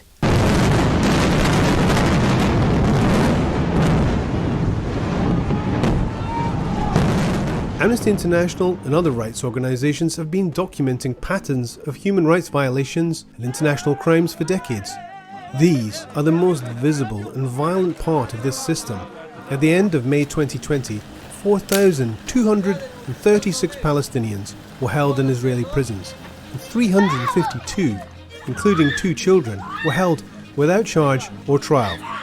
Between September 2000 and February 2017, Israeli forces killed 4,868 Palestinians in the occupied Palestinian territories, including 1,793 children, outside the context of armed conflict. And Amnesty International is not aware of any case in which an Israeli soldier has been convicted of willfully causing the death of a Palestinian in the occupied territories since 1987. This imbalance of rights, justice and accountability is never more clear than when a Jewish Israeli life appears to have more value than a Palestinian's. Israel's apartheid and its cruel and prolonged strategies deliberately disadvantage Palestinians wherever they live. They cannot claim and enjoy equality with Jewish Israelis. Look, everyone can make a difference. Together, we need to speak out on behalf of Palestinians. We need to speak about the human rights violations that they are suffering. We need to talk about the apartheid, the system of apartheid to which they are subjected. Because by campaigning together, putting pressure on the Israeli state, we can have this system of apartheid dismantled. Join us, join our campaign. Everyone has the power to make a difference. Ja, det är ganska stort. Alltså, jag tycker att det är... Det är bra av Amnesty. Det är en ganska skarp film och de har varit ganska skarpa, Amnesty, i både ordalagen och i hur man väljer att framföra det här till slut. Ja, precis. Bara 40 år för sent. Exakt. Det ligger väldigt mycket i det, tyvärr. Att det är liksom kanske lite liksom. Men att både Human Rights Watch och jag ska sluta streama faktiskt, så kommer vi rätt med bilden här också. Så. Men någonstans måste jag säga att jag tycker det är väldigt positivt att det faktiskt att det händer är bättre än att det inte händer alls. Och jag tror att väldigt många har fått upp blicken för det här. Men jag kommer ihåg när jag var liten, liksom, allting var väl, ja, det är en väldigt komplex situation. Sådär. Vad är det som är komplext? Liksom? Ja. Nej, men jag menar, det var ju så, jag menar, så fortsätter det ju uttryckas ofta när man kollar medierna. Men jag tycker liksom med det som hände... Det var ju någon skön, det är någon miljöpartist, tror jag, eller typ någon grundare kanske, som gick upp i riksdagen. Och på den tiden, så längst bak i telefonkatalogen, så var det instruktioner för hur du ska bete dig om vi blir ockuperat, Sverige. Liksom, efter krigstids kvarleva. Liksom, så. Och då gick han upp i talarstolen och så läste han direkt ur den. Och som en parallell till vad palestinierna gjorde då på 80-talet. Vilket var exakt samma sak då som staten uppmanade oss att göra ifall att vi skulle bli ockuperade av en främmande makt. Mm. Så det, ja. Det är lika goda kålsupar liksom, grejen. Den kan vi ta om kvinnomisshandel också. Nej, men exakt. Nej, men det är absurt. Det har ju varit absurt så länge liksom. Och det är som sagt, låt ingen säga att det är en komplex konflikt, och om man nu liksom känner sig osäker på det där, så när ni är ute och säg precis så.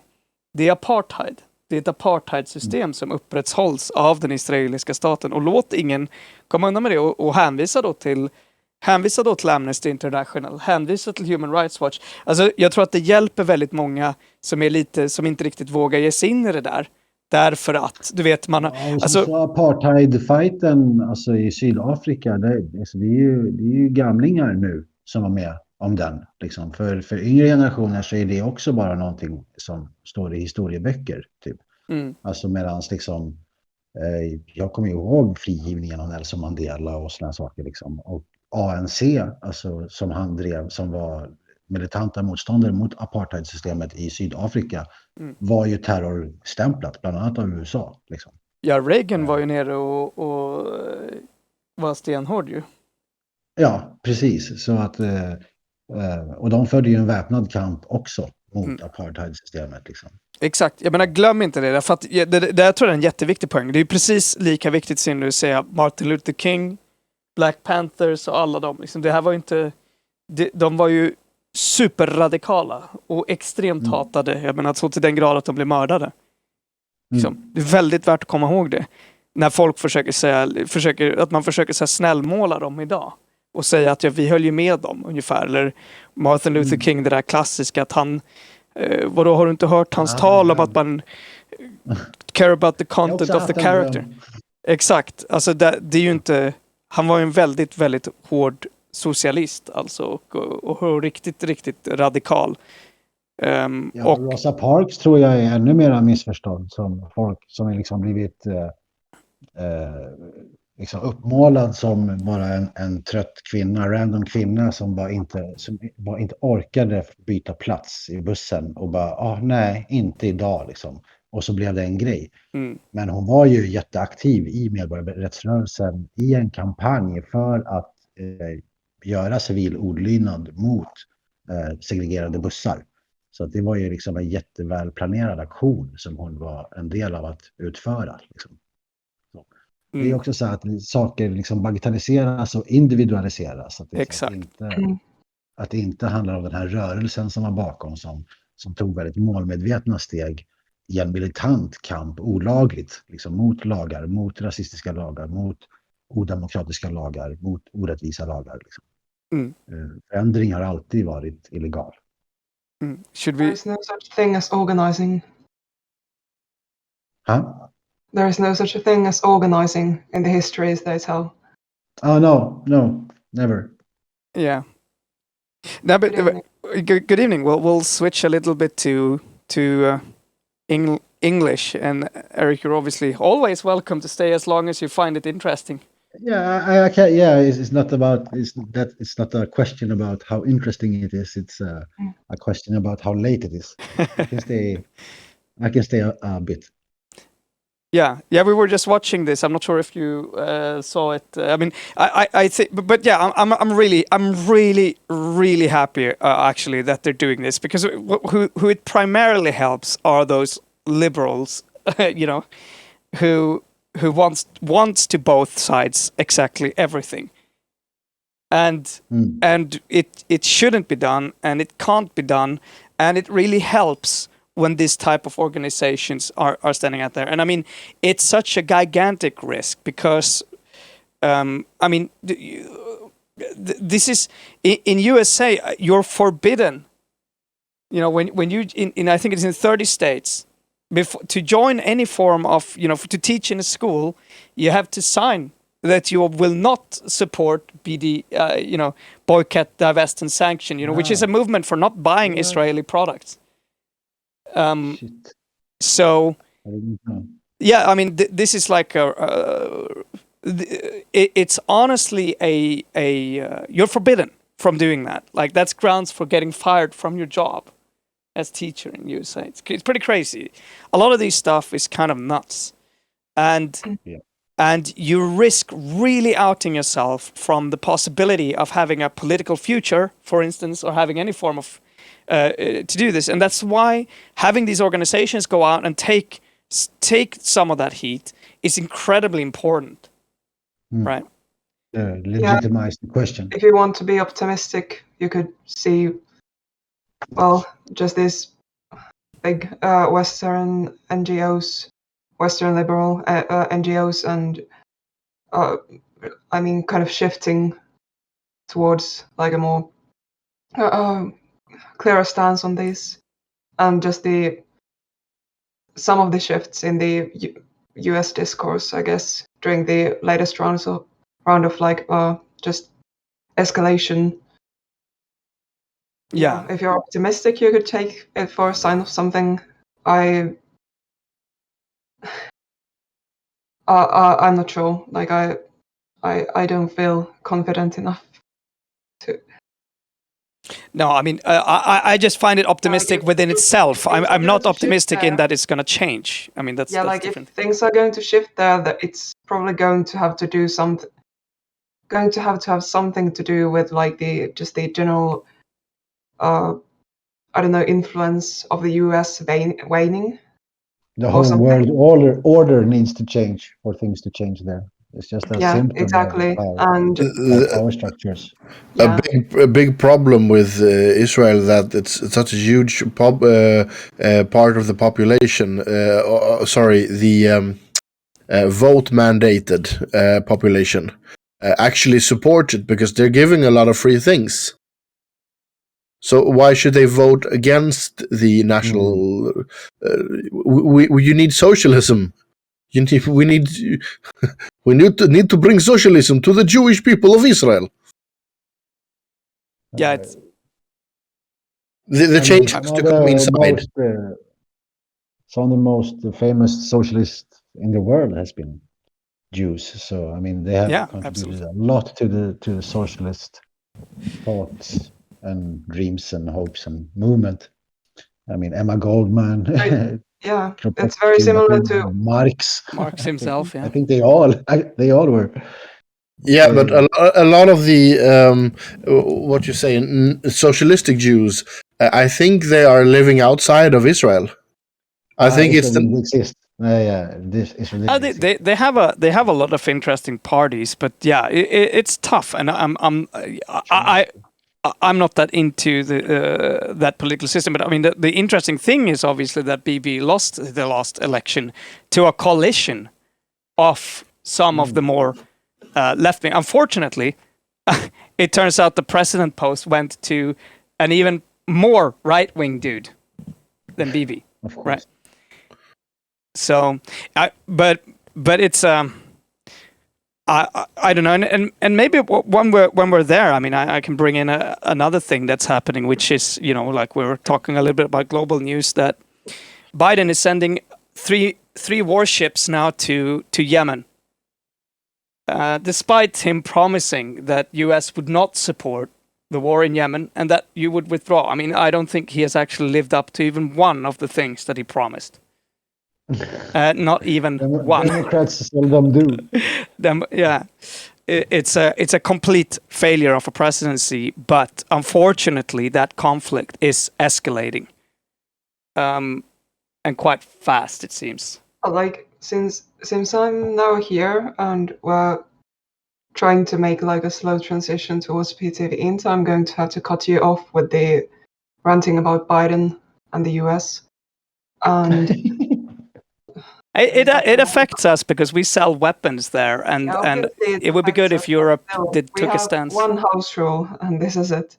So I don't know. I would maybe bring the discussion about like what Otto said there, like socialism, but only for the in-group. Like that's something that can be generalized. Well, obviously to the kind of reactionary right and like the Nazbol vortex taking shape in the US, but also like a lot of what you can see developing in Europe as well. Like you have the far right embracing, again, like as they've done many times before, this like supposedly leftist values or policies, with the caveat that like they're going to decide who actually gets to benefit from them. So that, I don't know. That's maybe the segue or takeaway here. Yeah, I mean, it's definitely something we talked a bit about. I mean, that movement is super strong in Sweden. The one Malcolm and Marcus, that. Yeah, It's primarily always about Swedish workers, and when you say Swedish worker, you don't mean workers who are Swedish citizens, right? It's a strange way of interpreting the class. Yeah, the thing is, Society. Here in the Nordics, we are already, we're kind of already there with the, basically some kind of, ethno-nationalist socialism in many respects. Yeah, and with how hard, the foreign workforce is gated from, the actually good-paying jobs and stuff. But it's we're basically the model for a lot of, I don't know, say reactionaries in the US probably. So yep. Yeah, and I think but it's also I mean, if you look at the Social Democrats, while talking to some, it's worthwhile to know that they have always that part of it has always been there, right? That type of nationalism has always been there, and it's dangerous to definitely, but it's not something new. Like when you talk with a Social Democrat about this today, right? Today they're like, well, we were when it will a lot of them will say, well, we've never been positive to liberal immigration policy. Do you mean that socialism is when you get immigrants? Is that what you're talking about? Because that's not true. They can get super defensive about that stuff. And you try to remind them that it's a class thing. The nation state is not important here. They're forgetting tenets of it. But it's worth to say that they're always weak there. And they don't mind. That's just, okay, is it popular to talk about every worker, or is it popular to talk about the Swedish worker? And they'll probably, I don't think they're ideologically bound to caring about these things, right? They'll do whatever they think gains votes in this regard. And I mean, that's one of the reasons why, if I think about it, I wouldn't consider them, and they get pissed at me for that, but I mean, I wouldn't consider them even left. I think in a lot of these cases, they're liberal in terms of the way that, I mean, they don't fundamentally want to change the market structure, and also they're conservative. Because a lot of their other values, it doesn't matter to them. It's like they don't really care. It seems mostly like whatever is popular is that's what we're gonna go. They're just concerned about being the biggest party, no matter what. Yeah, unfortunately, and obviously there's a lot of different in Sweden. There's a lot of different groups that are weighing for power, and a lot of them are probably good. And I mean, if you listen to Palme, it's hard to not get inspired. If you listen to his words, I mean, regardless of what he did, I mean, that's he or maybe Ingvar Carlsson was probably the last socialist politician in power in Sweden. Yeah, and kind of a socialist round view. I wouldn't agree on Ingvar, because I think, actually, I would say it's so interesting, because Palme was the first one, even though I love Palme, he was the first one who he would talk about disadvantaged groups, right? He was definitely a right-wing influence on the Social Democrats in that time, but he still in this time, in comparisons, was the last one who, on a direct question, "Are you a socialist?" would say yes. Yeah, absolutely. Yeah, I mean, he would say he's a democratic socialist. Göran Persson got the answer, "Are you a socialist?" And he said, "No, I'm a social democrat." And they say, "What do you mean by that?" He said, "Well, I'm social and I'm a democrat." Sweet. So that's what he made out of social democracy. Yeah, but both of them from. Yeah, revolutionary would turn over in her grave. Yeah, and I think, I mean, we were talking about that yesterday, actually. I mean, Ingvar Carlsson was the first one who said that kind of not socialism is done, but that they were done, right? They have the Swedish project is complete, and that's also similar to what Palme seems to, in a way, have thought, at least by the end, or rather that it's no longer about the working class. It's no longer about class politics. What we should care about is the disadvantaged groups, right? We need to care about, focus on women, and we need to focus on the HBTQ movement specifically, right? In a lot, without making a class analysis, and I think that also changed. Not saying that that's bad, right? But that it was a shift in the way they thought and in the way that it was considered, right? But it's worthwhile to try to remind people and kind of fight that, like you point out, the Cadet Blue, that sort of nationalism it's incredibly dangerous. I'm not saying that you can't be a patriot. We discussed that yesterday too, right? You can't be proud of your country, but feeling whitewashed by the contrast on my input. Yeah, we didn't have time. Going for some serious tuberculosis shake or something here. Yeah, maybe next time we with my COVID cuffs, but like seriously. Yeah. Maybe we'll fix it with time. Yeah. So while Eric's still with us, should we discuss some of the articles? Yeah, sure. That's good. The kind of crossover stuff, right? Yeah, get that over with or covered, or at least get started with it. The ones from organizing work. Yep. Oh, okay. Yeah, I just read through this and another one. The other one is about like alternatives to striking, so other ways of building pressure or other tools for, building negotiating power.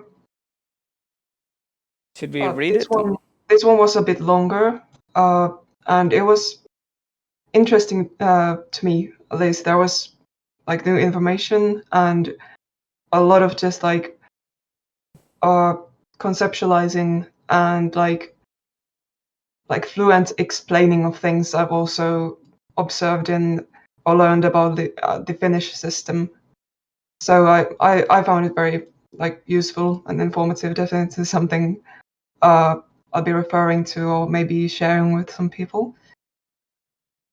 There is some, maybe to build a bridge to what we were on about just now, about the nationalism and about the in-groups, like good things only for the in-group.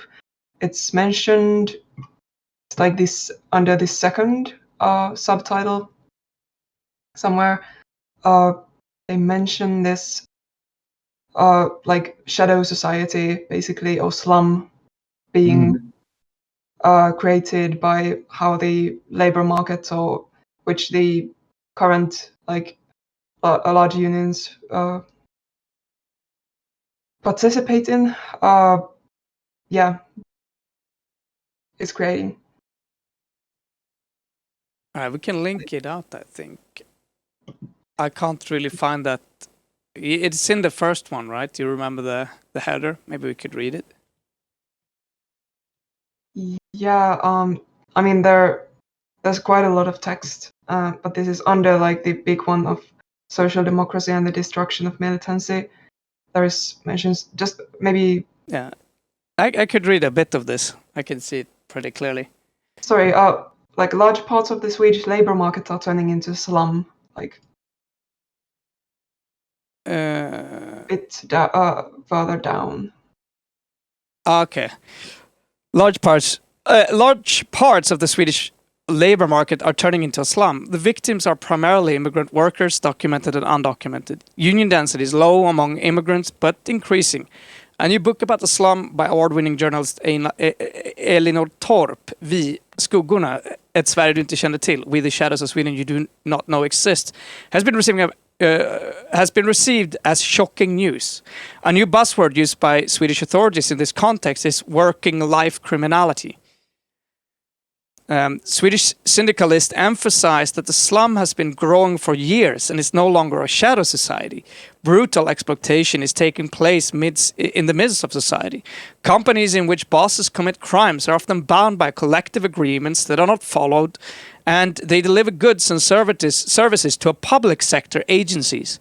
Given the logic of underbidding competition, the slum may undermine the working conditions of ever larger parts of the population, including unionized and non-immigrant workers. So far, my sketch of the labor market and Swedish unions may seem too harsh, but it's rather too mild. Yeah, they're kind of veering into specifics there now, but like I'd like to ask about the book mentioned, since it seems to be like from a few years ago, and also the mention of like the buzzword of arbetslivskriminalitet. Is that still like, has it stayed in the conversation? Is that something that gets talked about, or was it kind of like swallowed by the whole COVID thing? Like, what's going on there? Did any of those? You mean like in a end up mattering? Do you mean in a mainstream context, like media-wise, or? Yeah, just the political discussion. Like, does it pop out in the mainstream at all? No, not at all. I mean, not even laws is popping up hardly. So, I mean, this is not things that Swedish media focus on. Not even what is? They're changing the laws now for work, employment, right. security. Yeah, that was also 2019, was it? No, it's this year in June. The law is in use. Yeah, I mean, I think we were talking about it before. I mean, the only thing that you see is that this being talked about as a problem of immigration. That it's the immigrants' problem. Yeah. That's the only. What are the authorities mentioned here then? Like, who would be talking about arbetslivskriminalitet? Yeah, I mean, the papers have been writing about it, of course, but it's not in the main focus. I mean, it's much more about vaccines and stuff. Mm-hmm. And I mean, I feel like when it's mentioned, like we said, because it was mentioned not long ago when they had this suggestion that the police should go out to be able to go out to workplaces, like they would send police to these workplaces. But it was mentioned in a context that they would arrest the paperless immigrants, not to do anything against these companies that exploit them, right? Mm. Yeah. So I think, at least in the media, it's very clear that this is a problem of the immigrants, not the problem of the issue is not at all about the companies, right? Yeah, and there is right now a petition. Yeah, all the unions, like, since it's exactly the kind of thing that like the unions could be a solution, a part of the solution for, but they apparently don't even get involved in the discussion. There is a petition now. We can sign up to put pressure on politics to change this focus from the employee to the employer. Mm. I think you shared it in the chat. Yeah. Bättre byggbransch, right? This is specifically. Exactly. This is specifically about that topic, about how the authorities are focusing on the workers and not the employers for. Classic, really, like the focus on the individuals. Yep. Exactly, like always. Yeah, it's a huge problem, and it's so bad, and I really hope that we can keep lifting this and keep talking about it. Like it's ridiculous. It really is. It is. I need to get going now. But, yes. It was great. It was great being here again. Thank you for coming. Great to have you here as always. Yeah, And see you in 2 weeks. in So two- nice to see you again. see you in 2 Cadet weeks. Blue. Yeah. Okay, bye. Bye. Yeah, it's a God. It's we were talking about this in kind of Swedish as well. I think it's also so important that people write these articles. I can tell you like this. I've been thinking of just calling in to several places. And in fact, maybe this is something that we should do. Maybe this is one of the longer videos that we actually plan. Is just a video in English talking about Sweden and being honest about this. Because it's watched again. Because Eric left. Yeah, because it's like it's super frustrating that this again and again is like this sort of ideas about Sweden as some form of dream, country. Is okay. Now Otto came in and ruined everything. I fixed it. Well, I had already started. No, it's fine. It's fine. I will try to go back to. Okay. I actually just turned it on to fix the show. So if you want me to turn it off, No, it's good. There we go. That's beautiful. There we go. Snäll Otto, exact. That's great. Good. No, I mean, to make a video that actually talks about all of these things. I mean, talks that Sweden is the third most unequal country in the world when it comes to riches. I mean, there's so many things, and it's so frustrating. It's so frustrating again and again and again when when people who are interested in politics from outside the world talk about Sweden as the dream country where this and this and this is working fine, because it's gonna be such a backlash for them if Sweden crashes, and they're gonna be so these socialists ideas, blah blah blah, whatever, didn't work, and you go like, no, that's because they're not socialist. Like they're putting them up for getting so burned when Sweden completely fails, and the right wing is going to be, oh, look at Sweden now, they failed, and everyone's going to be, they're going to have to own to that. Democracy. Sorry? It wasn't real social democracy. Yeah, exactly. That's going to be going to happen here too soon. Yeah, it's a shame Eric had to go, since this one was interesting because it actually goes a bit into the practicalities, or just like the logic of just the labor movement. Why even build power? Like, why do you do it for, and like how do you use it? Which is something you really don't hear much.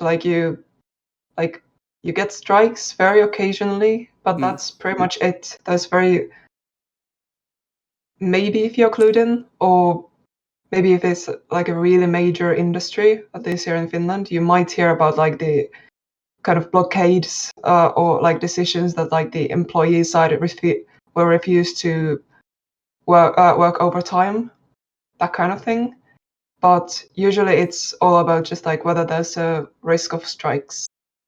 And that's what the discussion kind of revolves around, if it ever gets there. So I found it really like nice to read someone like thinking out loud about some about just the history of strikes, and how, say, the syndicalists have like related to the strike as a tool. How they've like questioned quite early on the point of them, or like the eventual like efficacy of them, especially if they end up being the only tool that gets used. And there's just interesting specifics about the different kinds of actions that can be taken, and the like how you can actually escalate without like trying to basically mount like a full scale like showy strike. Yeah, I mean, I think it's good. I mean, I'll link it in the chat so you can go read it. Yeah, this is interesting, and also just useful for basically anyone who is doing any kind of organizing or trying to do any kind of organizing. Basically, like, there's a reason it's been like the labor movement, and the labor movement has been using this and like getting shit done by using this since there's just like workplaces are and have been like the kind of points of like pressure, or these places where you can, through which you can make a difference. But this stuff is something that might be useful for, I guess, activists, or just even like people who hope to do like efficient party politics as well, or other kind of politics like lobbying or campaigning to look at. Since, yeah, I mean, at the end, it's all about power and pressure, and whether you're kind of able to like point it and muster it. Yeah, and It's yeah, kind of something that like seems to most like people who try to be like politically or socially active seem to be lacking, like this just basic foundational understanding of like how these things work, like the kind of power, the question of power is obfuscated. It's just the only logic is kind of the like, can we make enough noise and get enough attention from the media for the politicians to be at least like forced to comment on it. But Exactly. that's where it ends up usually. Like there's some talk, but nothing actually happens. Maybe if you have like a small army or like a bunch of dedicated volunteer lobbyists going at it for a few years, usually, while like noise is being made and like the fancy and polished campaigning is being done, maybe you can also talk to enough politicians and convince them it's in the like it's affordable or politically affordable to actually go for what you're trying to push for. Maybe you can get there, but again, it's like it's all feels very brittle and like kind of like just anemic compared to how things used to go, and like how things really probably still work.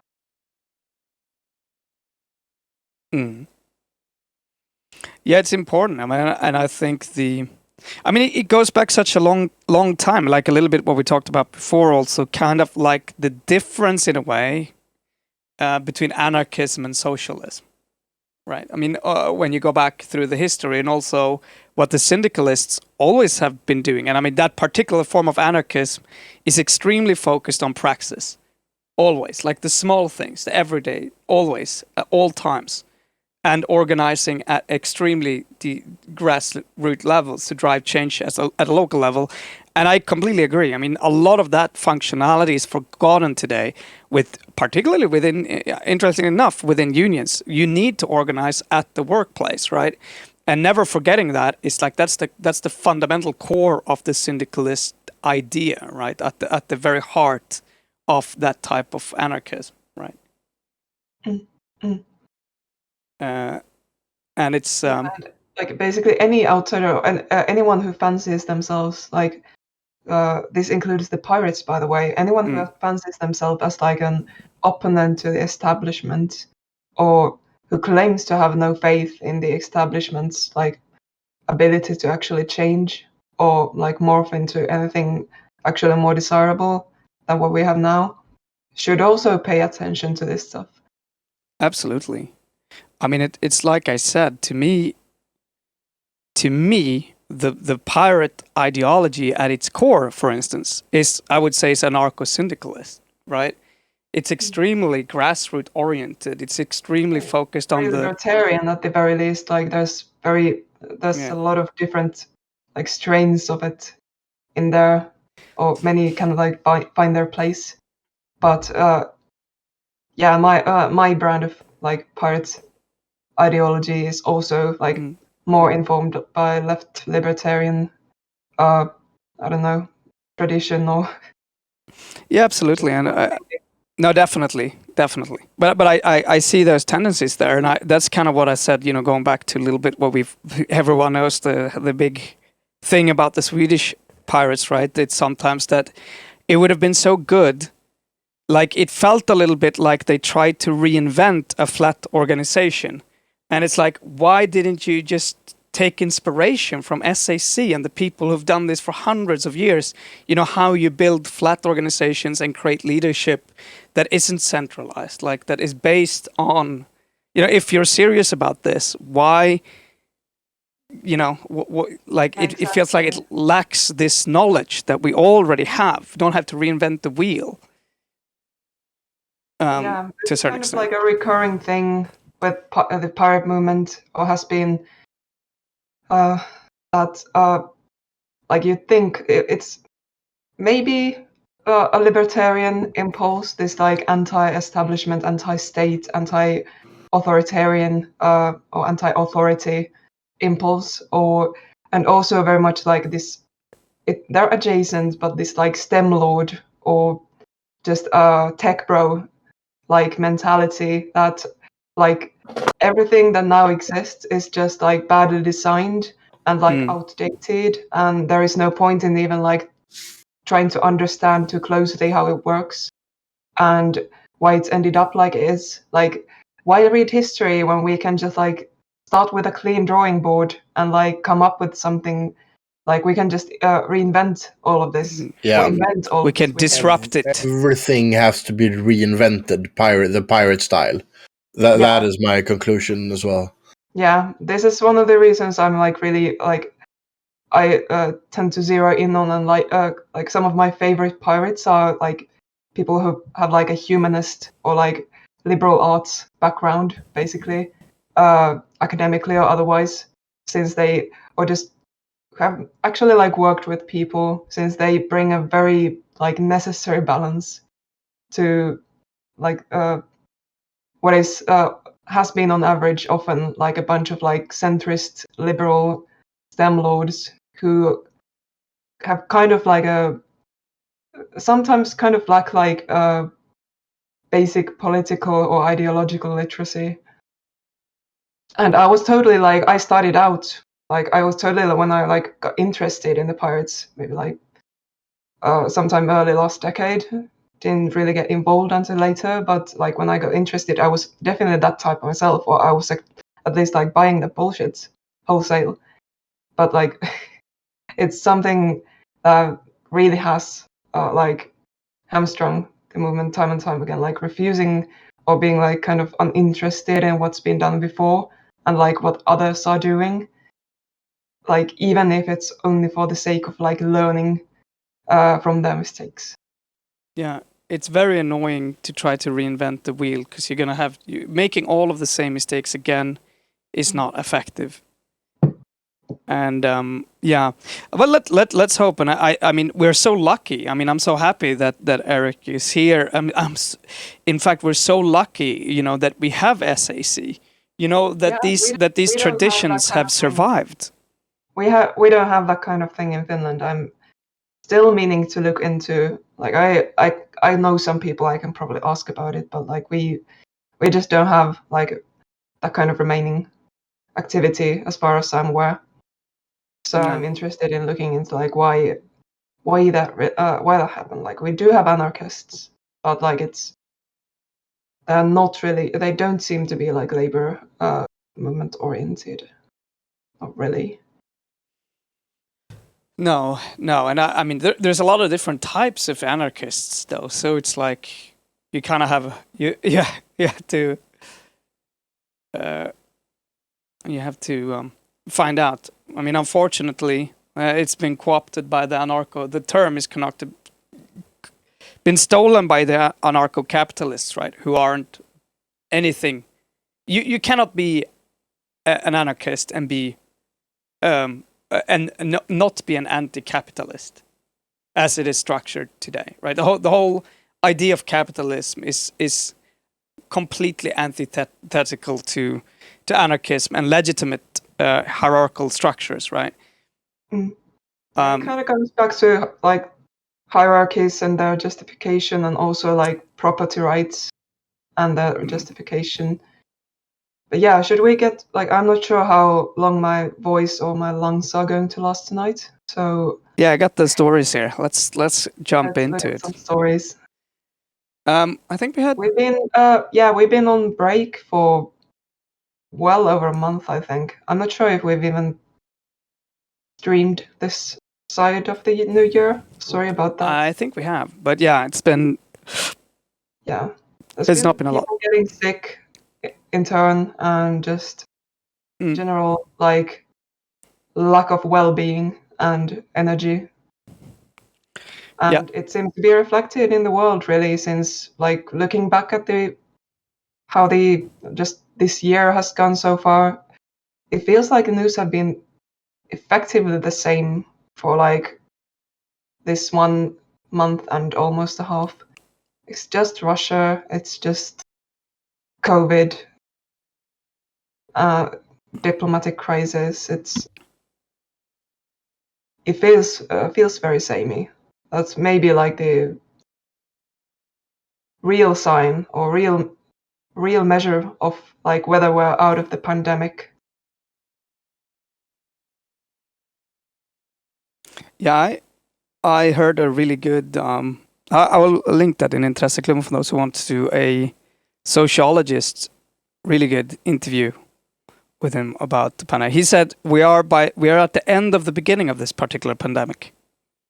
Like in terms of how it affects society, because they look at the society, not necessarily that the virus is gonna hurt us that much more. I mean, we don't know, but how the society will react, it's always been the same. There's nothing new. But it's interesting. Anyway, let's get some doomer news in here. Got to bring some climate stuff in. There's not much hope. Mediterranean corals collapse under relentless heat. After the 2003 marine heat wave, Garabo and colleagues began monitoring Scandola's corals reef to track the recovery. But after accumulating reef survey data and temperature data for many years, they eventually realized they were actually tracking the reef's collapse. The result of the long-term study were recently published in Proceedings of the Royal Society. We knew something bad was happening to the corals around the world, but we weren't expecting a collapse in all of the population that we studied. The point of tracking these populations for such a long time was to show a recovery in the long term, because we expected that the populations, maybe not in 5 years, but in 15 to 20 years, would recover. However, we saw a collapse. The researchers found that the ceaseless heat wasn't allowing these slow-growing coral reefs to recover. So essentially, due to the heating of the oceans primarily, a lot of coral reefs are collapsing. And the Mediterranean is one that seems to be... Yeah, if we did, like... I think we managed one stream this year, before this one. So...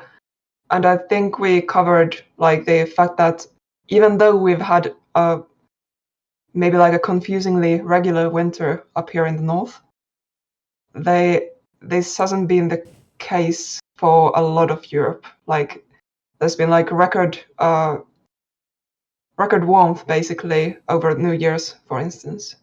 Yeah. In many parts of Europe. And up to we reported up to 19 degrees Celsius in Alaska. During December. We're on the northern in the northern hemisphere, and it's winter, and like ecosystems are having trouble with heat. Yeah, and it says here the Mediterranean may be feeling the impacts of climate change even more intensely than other parts of the world. A report published last year by the WWF found that the Mediterranean was warming 20% faster than the rest of the world's ocean. The accelerated warming in the Mediterranean has partly to do with its semi-enclosed shape. While this is unique to the region, he added that the Mediterranean shows what will happen in other parts of the ocean due to climate change. So why it's important to particularly study the Mediterranean Sea is because it's ahead on the warming than the rest of the... Question there though, like unique to the region. I mean, I can think of another semi-enclosed sea. It's pretty close to us. Yes. And which also like the rest of the Arctic, or like areas close to the Arctic is also warming at an increased rate. Exactly. But I think the problem 20% faster. So the problem with the Baltic Sea, air temperatures here. Yeah, know about the sea actually. I think that one of the problems with the Baltic Sea is that it's been fundamentally fucked for so long. Like that sea has been dead now for 20 years almost because of other types of pollution. Fundamentally, yeah, just how much shit we're like pumping in there. So it's so hard to tell, like what can we learn really from the changes that are happening there. And I mean, look, and also like kind of going back to what we've been saying before. The problem is really that it's the continuous change. I mean, if it would stabilize at some level, some form of life would, after 1,000 years, you'd probably eventually find some form of a new ecosystem. But these continue. I mean, it would be different, and it would change our ability to live. Definitely, it would change everything. But also, that it's constantly changing. It also makes it even. I mean, it becomes just incredibly hard to predict, and you just get these extreme effects. Yeah, basically, civilization as we know it, and especially like populations the size of the human one right now, extremely reliant on like some degree of predictability or stability. Yeah. So just like change, especially like accelerating change is just in itself really bad. Like regardless of which direction it's going in, regardless of whether you're getting like colder or warmer temperatures, if it happens too fast, we might not have the time and capacity to just adapt. No. I mean, there's no new stability. It's a huge issue. And China joined. I'm gonna jump off a little bit to Russia. You could have a boat. A boat. No matter how fast the water comes. Yeah, you're not. You have a boat. You're safe. You're going to have more hurricanes and more like unpredictable. Don't fucking suffer, okay? Don't worry. We'll pretend I'm safe. We will have a fast boat. Make sure we watch out. Anyway, China joins Russia in opposing NATO expansion, which is, I mean, there's a lot of things going on in Russia, and we'll cover a few stories a little bit fast. China's joined Russia in opposing further NATO expansion as the two countries move closer together in the face of Western pressure. At the same time, NATO chief our Stoltenberg, risk of Russian attack going up, whatever the fuck that's supposed to mean, but okay. NATO Secretary General Stoltenberg warned Tuesday of the increasing possibility of a Russian invasion of Ukraine, hours after Russia rejected reports of promising to undertake no new military action in the country. Also, there's another part here that's a little bit that you don't really again often hear. Okay, let's read it. There are more than 100,000 Russian troops stationed at the Ukraine border, according to U.S. intelligence. Monday's meeting between Macron and Putin came as diplomatic negotiations between Russia and the U.S. and NATO sit at a standstill. Russia demands that the Ukraine is denied entry to NATO, while the U.S., NATO, and NATO refuse to accept this. Right. This is the big individual sticking point, which it's important to perhaps know about, right? And the reasoning why NATO will not say that, okay, fine, Russia, they're not going to join NATO is because it would break the alliance's guaranteed eligibility to all European countries. So it's a sort of it's an ideological or ground rule that they refuse to break. And now, I mean, we know Russia is fucking nuts, but to be honest, I also don't see why you just don't say. I mean, there's no way Ukraine is going to join NATO. They have their own framework within which everything they're doing is perfectly logical. It's just not like, in the grand scale of things, it's just not in anyone's, like, humanity's best interests. No. I mean, I just think, I don't know what to say. Like, to me, I just don't want there to be a goddamn war, right? Yeah. As much as and at least... weapons merchants, I guess. From my point of view, it's like, give them that. Ukraine is not going to enter NATO regardless.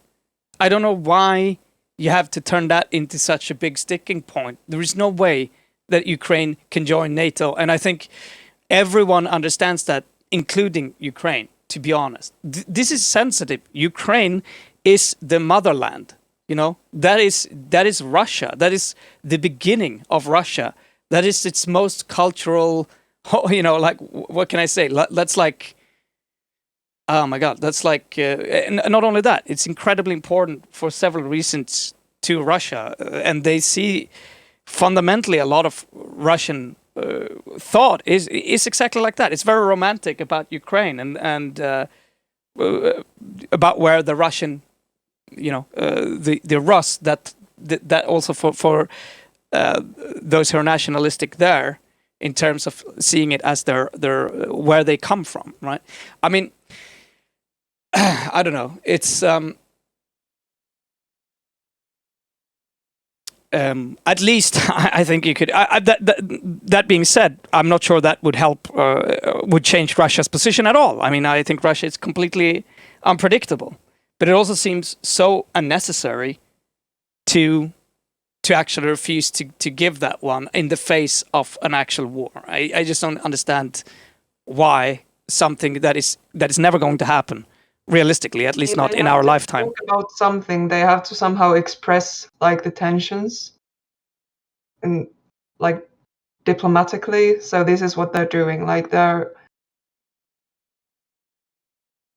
guess we should be like happy that they're talking instead of shooting for now, or doing more shooting, since like we should keep in mind that like the idea of like Russia not having a military presence or being militarily involved in Ukraine is actually Russian propaganda. They have been for the past well over half a decade. Yeah, oh my God, and they've been forever.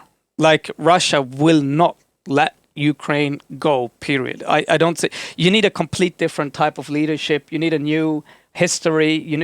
They need a new history. They need a whole new thing. I mean, I don't know. Like, it's so embedded into Russian nationalism and Russian culture and Russian heritage and all of that stuff. I don't see how that's possible at all. Lots of realities you just can't escape. Yeah, that's geopolitics basically. Yeah, it is. Yeah, which brings us to like we have some crossover between a bit here, since I mean you share some of the same fate, but not quite the exact, quite as close as we do with Ukraine, like with the sizable land border. Yeah. And like a history of that dictating our foreign policy, basically. And yeah, there we go.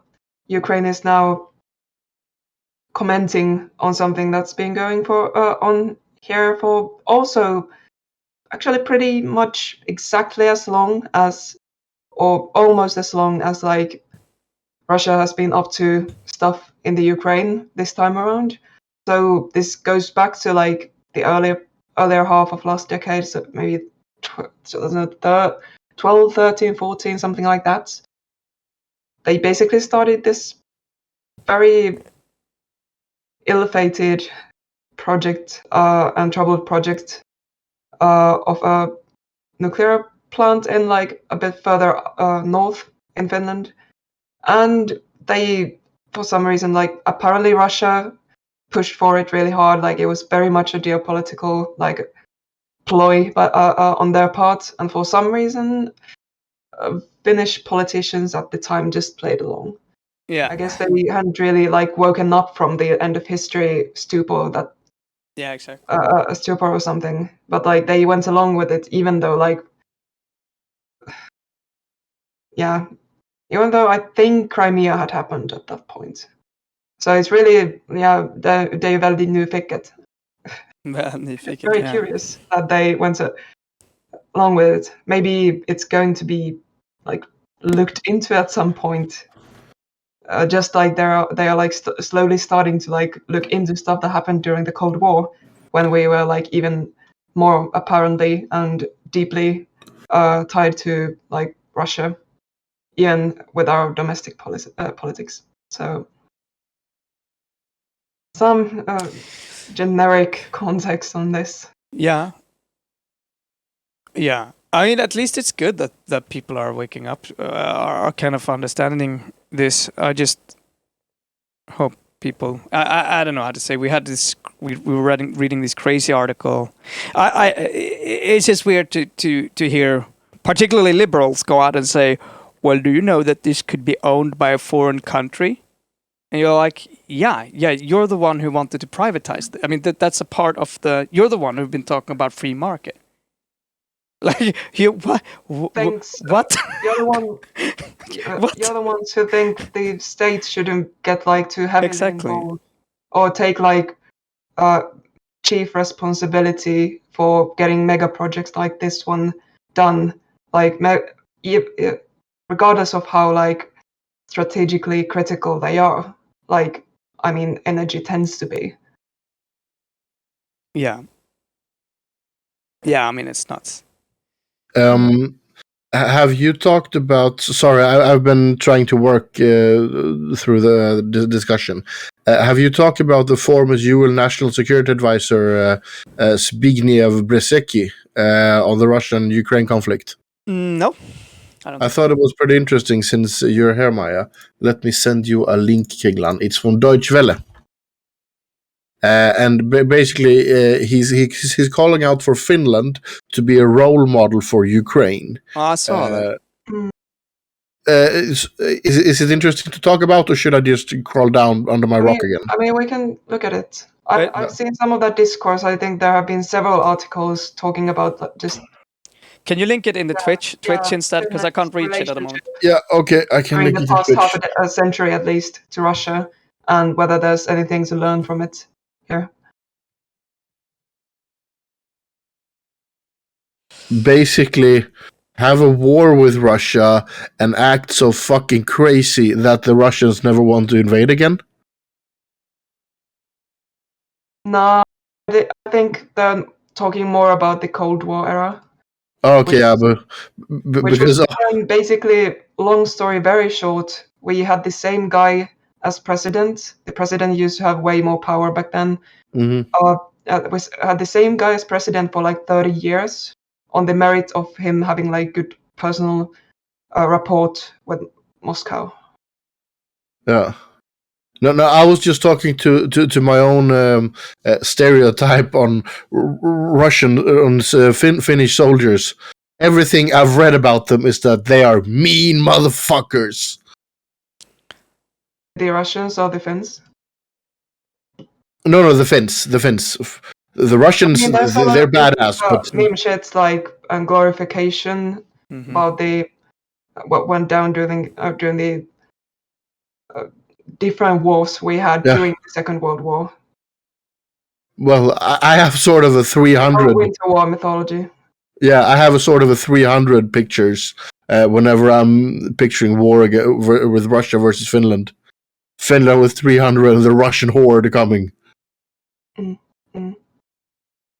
Yeah, I'm not really much of a like war history buff, unfortunately. So I don't have much to like. You're no René, so to speak. Here. Yeah. What bothers me here is, for instance, this first question. The situation in Ukraine is very volatile and has gotten increasingly violent over the last few days. Do you fear an outright civil war in the country? Civil war?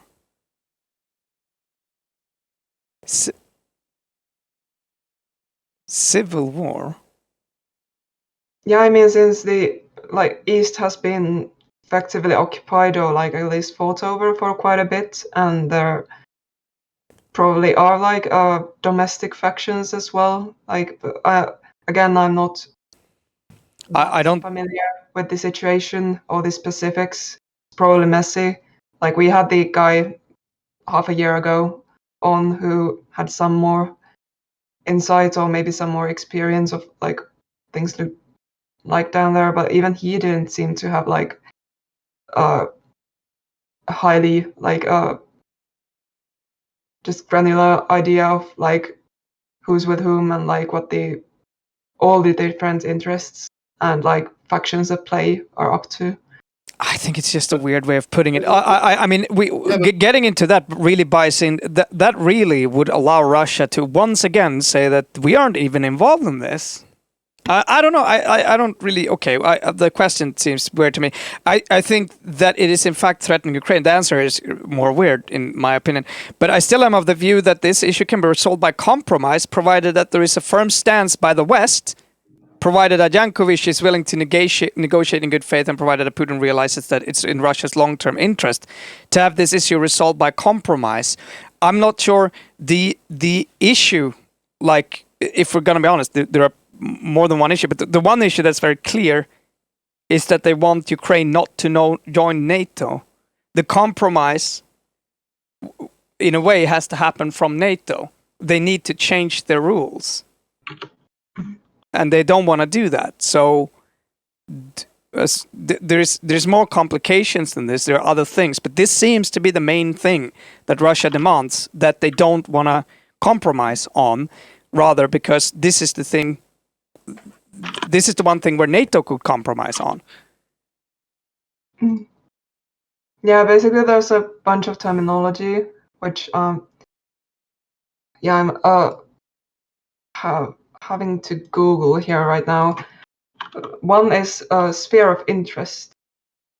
This is like basically nowadays Russia's particularly in this context Russia's idea of like which like they need to have this buffer between them and I don't know, the Western encroachment, and they are actively feeling threatened since like the Baltics are in the NATO.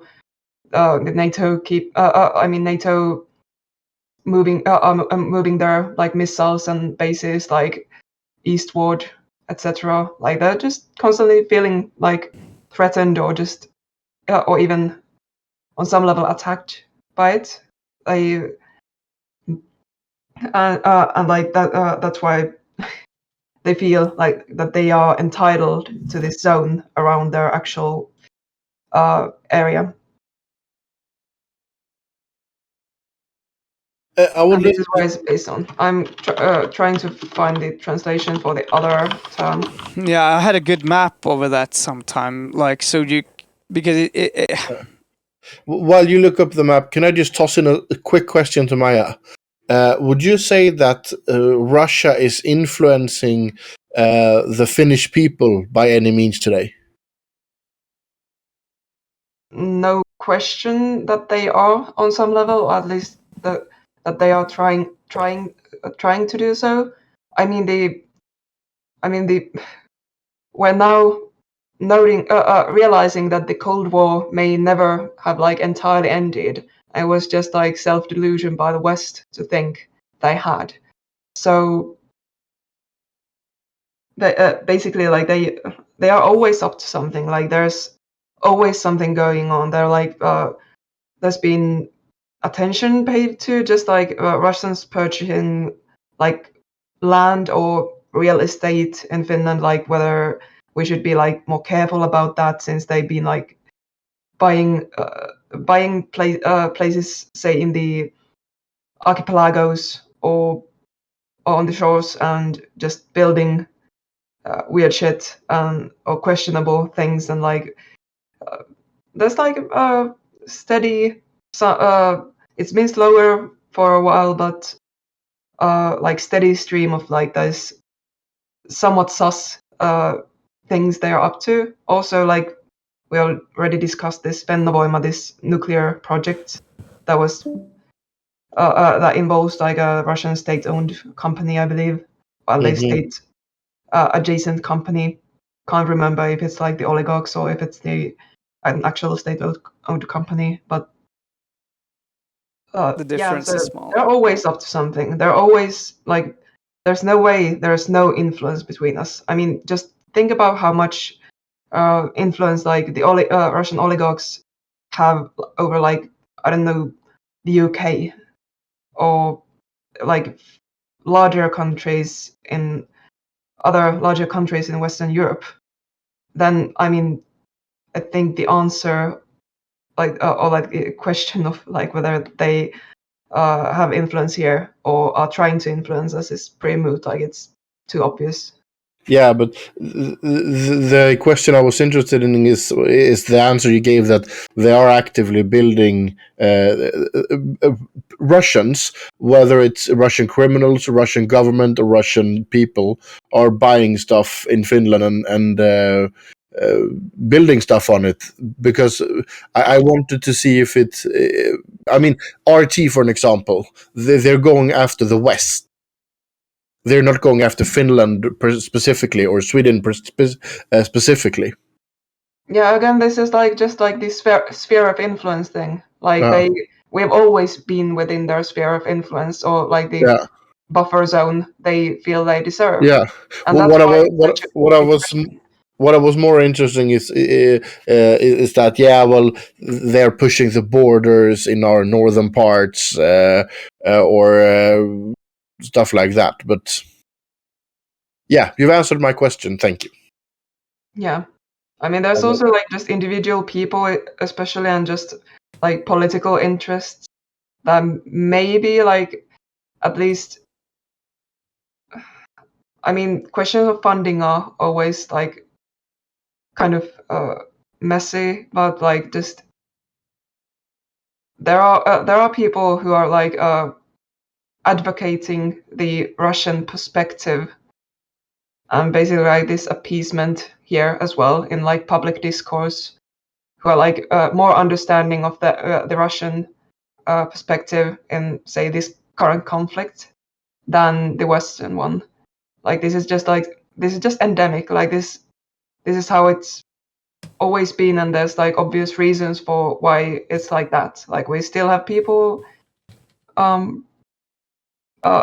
like a lot of our a significant portion of our population were alive and can remember the Cold War years, and they've like people who have made their careers and lived their lives during that period when Russia had like even more of a like more tangible of an influence than they have had recently, and that's not even going into like the more long-standing just cultural and historical ties we've had, connections. So yeah, it's always going on many levels, but I guess we are like, maybe due to like how long we've been dealing with it, we've found, one could claim that we found some kind of a workable balance or workable approach to it. Or you could argue that we're like permanently Finlandized, like we're still bowing down effectively to Russia and like fundamentally powerless to actually put up much of a resistance. That it's always going to be about like different degrees of appeasement and like choosing the right amount of appeasement to, or just yeah, like while also trying to retain sovereignty. Yeah, I mean, I think that's the reality for all small states, right? These different levels of appeasement, right? I mean, no matter what sort of influence you're in, you know, if it's US influence, if it's that influence, if it's that influence, a lot of, so as a smaller state, you really, there are so many ways for them to coerce you into doing things, right? Hopefully not by war, right? I mean, this is really kind of nasty, right? It's a super nasty situation.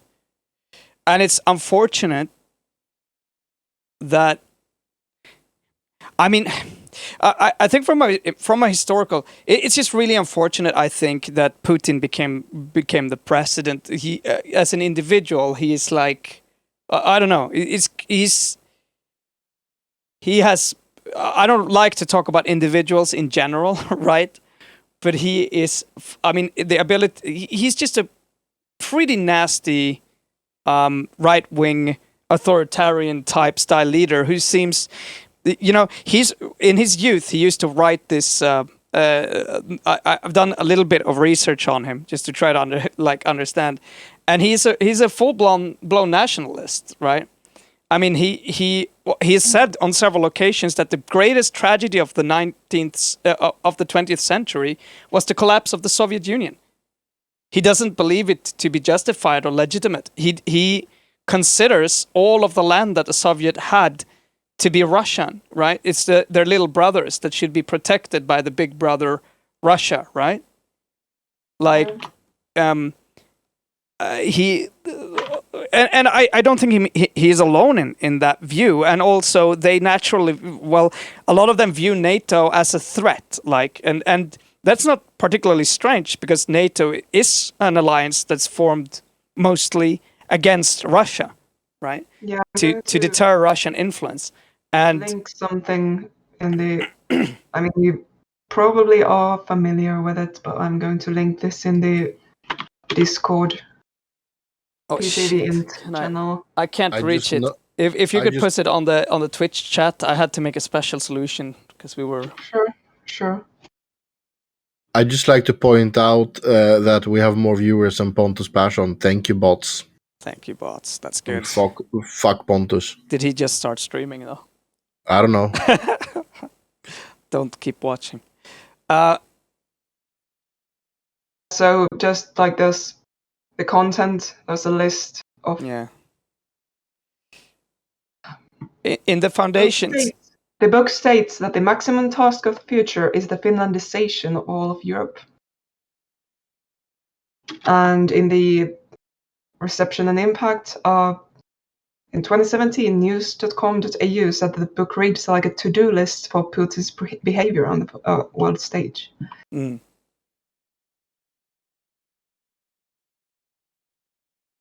So this kind of, again, like they don't feel they're truly safe or like secure enough unless they control basically the entire supercontinent. And that's kind of like the guiding logic, like by which everything they do does actually make sense.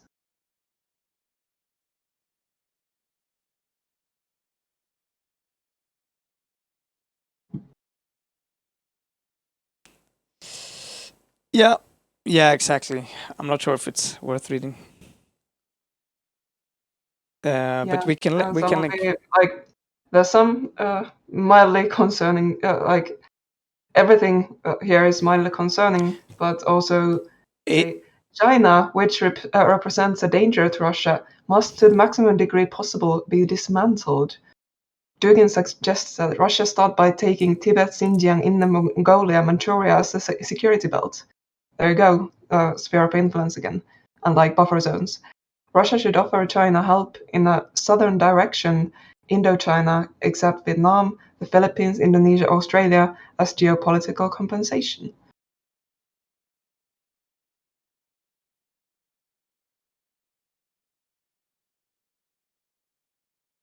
Russia should introduce geopolitical disorder into internal American activity, encouraging all kinds of separatism and ethnic, social, and racial conflicts, actively supporting all dissent movement, extremist, racist, and sectarian groups. I mean, this is kind of also the key what they've done in large parts of Europe. What's a little bit worrying about this is things such as Germany should be offered the de facto political dominance over most of Protestant Catholic states located within Central and Eastern Europe. France should be encouraged to form a bloc with Germany, as they both have a firm anti-Atlanticist tradition. The United Kingdom, merely described as an extraterritorial floating base of the US, should be cut off from Europe. Like their geopolitical aims, a lot of them they're succeeding with. We could put it like this so far. Mm-hmm. They're not failing. Cut off, like.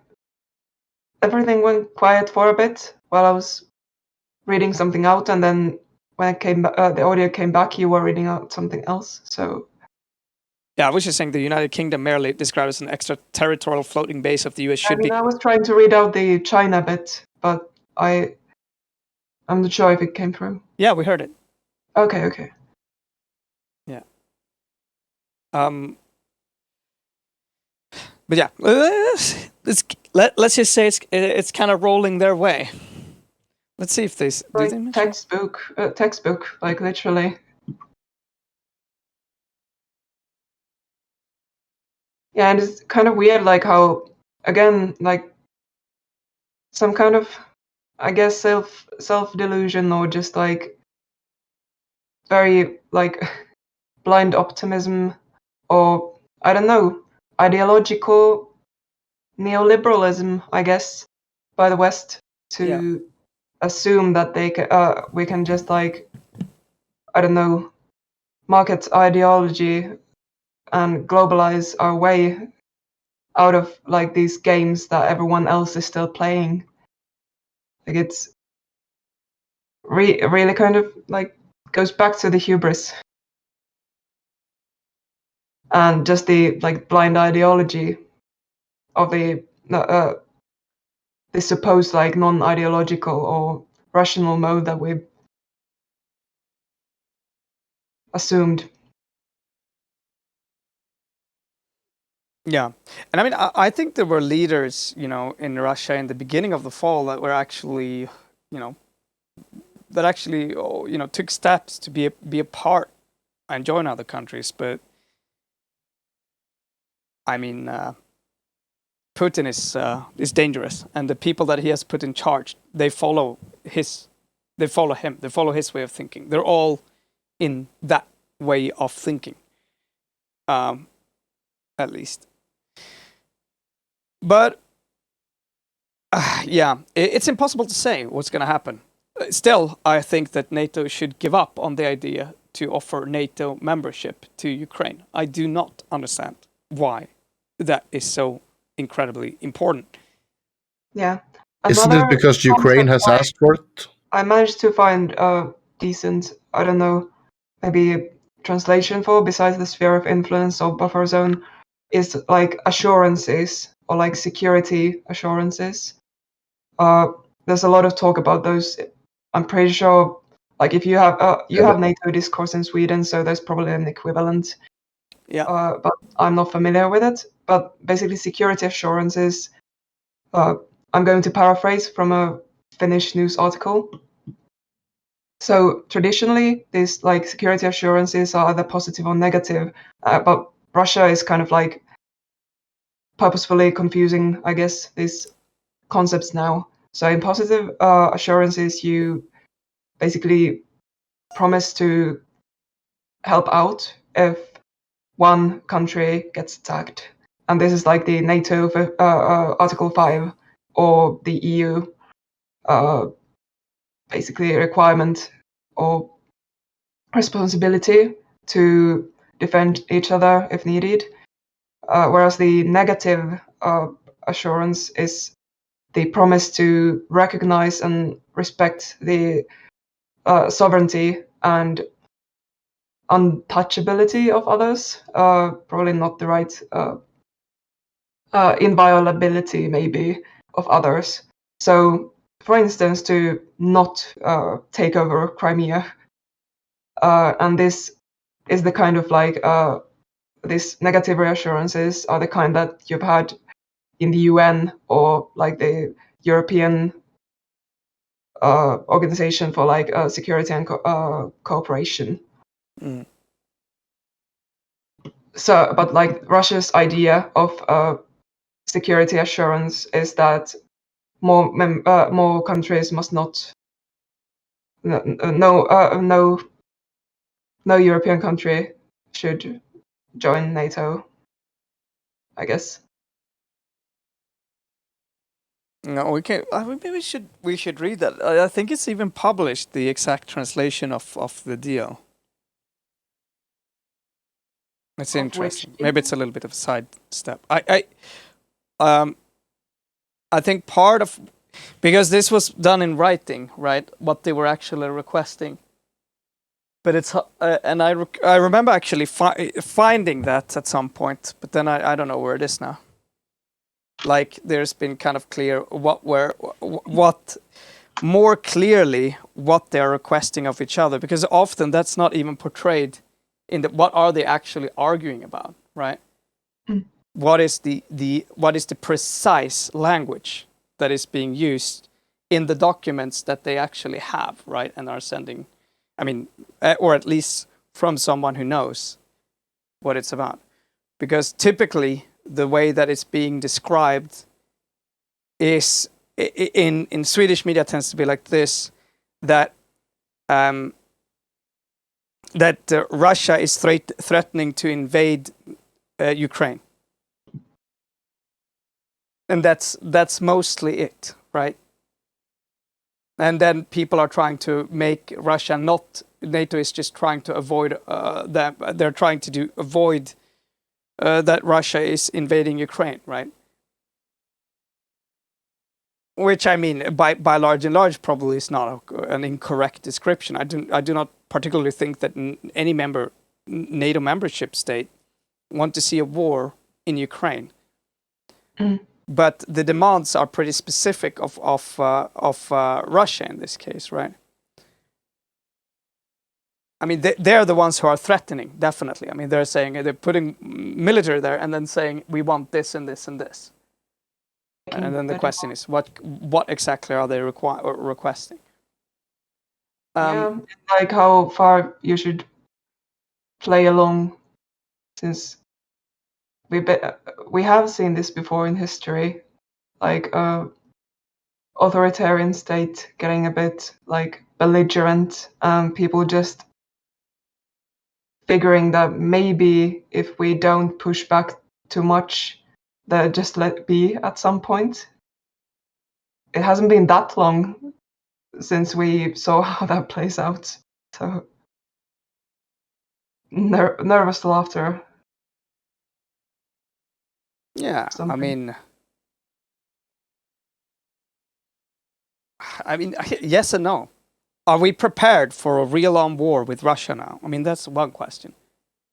Because that's a full-on war, right? Nobody's really prepared for a full-on war. Russia is definitely more prepared right now. I mean, they've really spent the last 20 years on getting a pretty reasonable army, you know, definitely okay. The entire world is so destabilized right now. Yeah, definitely. But I mean, that's kind of that's definitely one thing to take into consideration, right? Because I mean, if you want this to change, the only way you can do that is probably by a Russian defeat, right? You need to change Russia from the bottom up. You need to make sure that Putin is not in charge and that all of the cronies he has put in power are gone. That's it. Otherwise, this will continue. You know?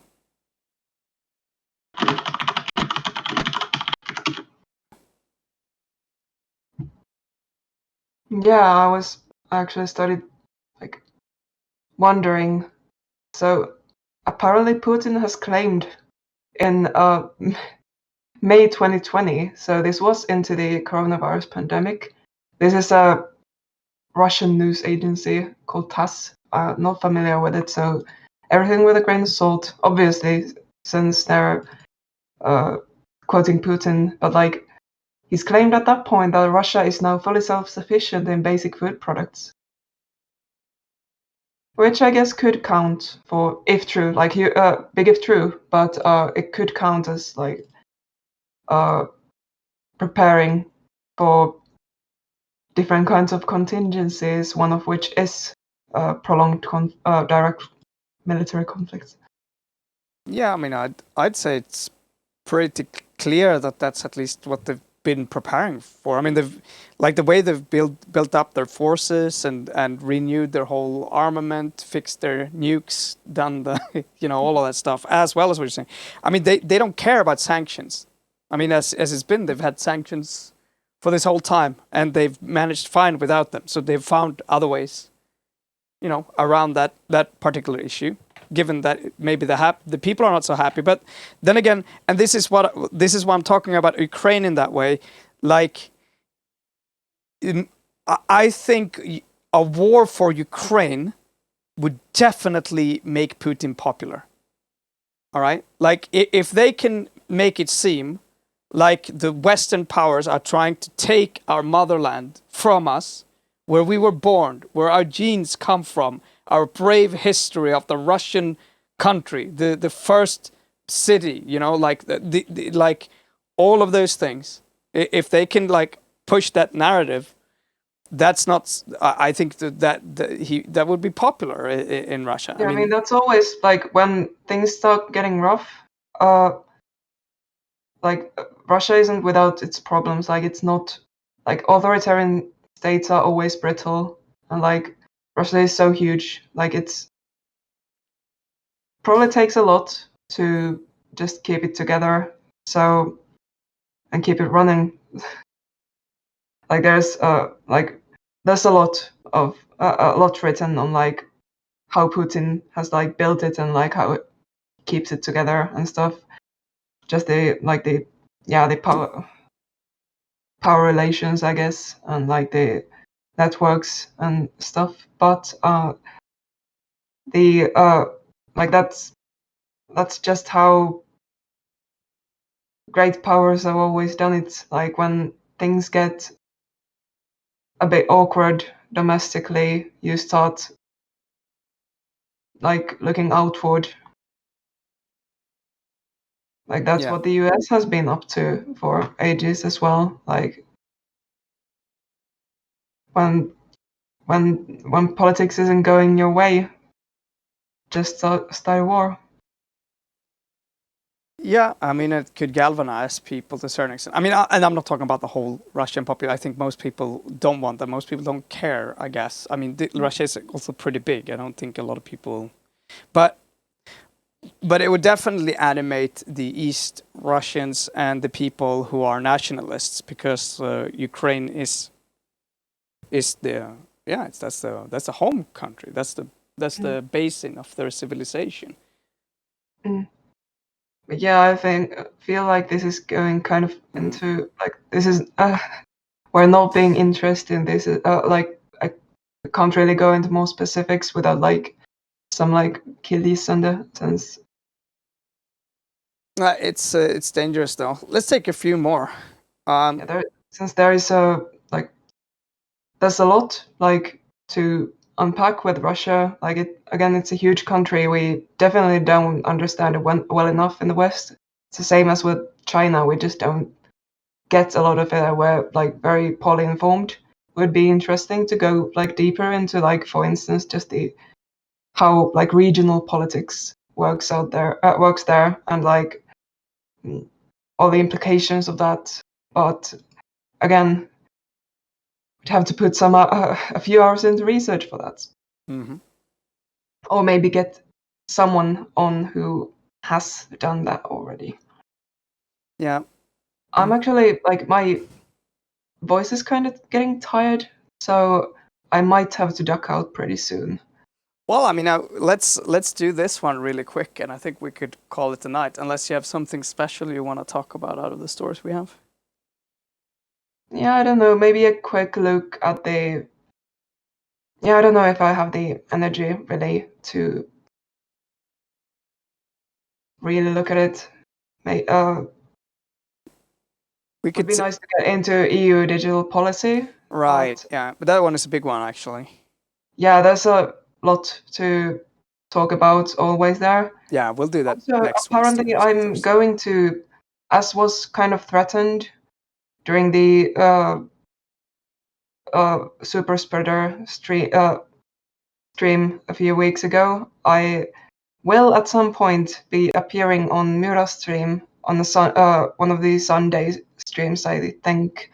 Oh, that's great. Just talk about digital policy. Ah, okay. That's perfect. Like, there's something in particular people would like to hear us go into. Please maybe let me know on the PTV server in this segment's channel, and I'll take it into account while preparing for the stream.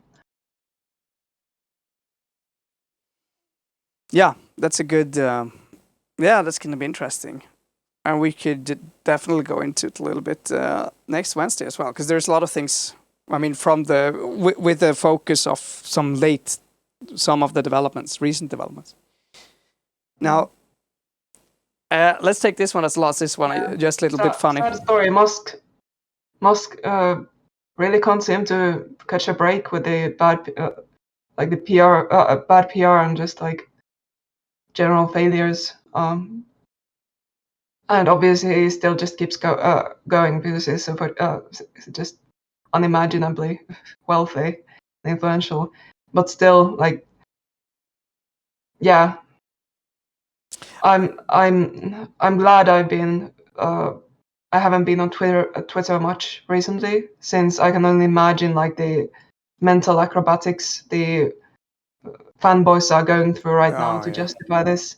Because like Starlink has like been very heavily criticized by many people. Everyone. And like the only thing it had going for it was that like maybe it's just going to work, and maybe we're going to get a lot of nice things out of it. But apparently that's not going to pan out. And like even with like I'm not sure what the goal number of satellites, like what the goal fleet was supposed to be, but yeah. I mean, not looking great. Like this is, I don't know how common it is for satellites to get like wrecked. Like this is really rare. You have to have pretty bad luck. Yeah, so they probably fucked something up. Like, no, they probably. I think that was probably hard for them to know. I'm not sure. I think the warnings for a geomagnetic storm is not long. I'm not sure if they would have. Yeah, it's not, but it's still like a real like risk you're probably aware of it. And like, I mean, if you're launching satellites and like carrying out these kind of operations, you would assume that you would like take this into account, and there's something, I don't know, maybe this was just like really poor luck. Maybe they got really unlucky. Again, I'm not enough of a space person to really know, but yeah, the likelihoods here, the odds here, and how significant of a blow this is going to end up being. But yeah. I don't think they could. Yeah, I just think it's a little bit fun. This whole project, I don't understand. I do not understand this project. Why he's doing it, to be honest. Sorry. This is really, that's probably the big question. I can put the points between, like under the image. Can you scroll to them?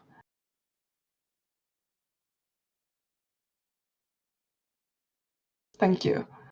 Yeah, so the satellites, at least maybe they won't be just adding to the debris. No, they won't. Is it that they got like fucked up badly enough that they're just like going to come down, or were they just meant to be in such a low orbit? No, I could read. Wait. Yeah, are you like familiar with the specifics? Yeah, they were significantly impacted by a geomagnetic storm. Geomagnetic storms are triggered by the disturbance between the Earth's magnetic field and the charged particle from the sun, known as a solar wind. The speed's intensity of the storm caused atmospheric drag to climb to levels of 50% higher than previous launches. That made it harder for satellites to reach their orbital position.